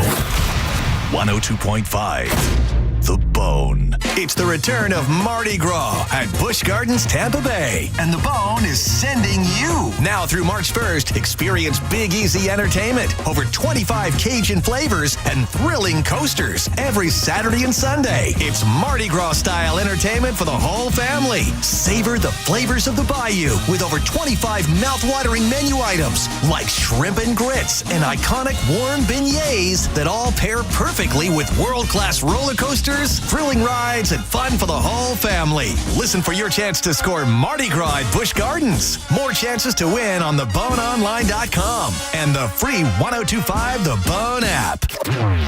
Now, a Bone traffic update from the Farah and Farah Personal Injury Attorneys Traffic Center. In southern Hillsborough, activity from a vehicle fire has the two left lanes blocked along northbound I-75 just north of College Avenue. In Tampa, the two left lanes have been blocked from a wreck along westbound I-4 at the Selma Connector. In Largo, a crash has the two right lanes blocked southbound on Missouri at alternate 19. And on the Skyway Bridge, an earlier crash is blocking the right shoulder northbound just past the Manatee Fishing Pier. This is Jim with traffic. A man hit on his way to work filed a $10,000 claim.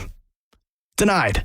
After 5 surgeries, Farah and Farah fought for him and won a $2.2 million verdict. Let them cook, Tampa.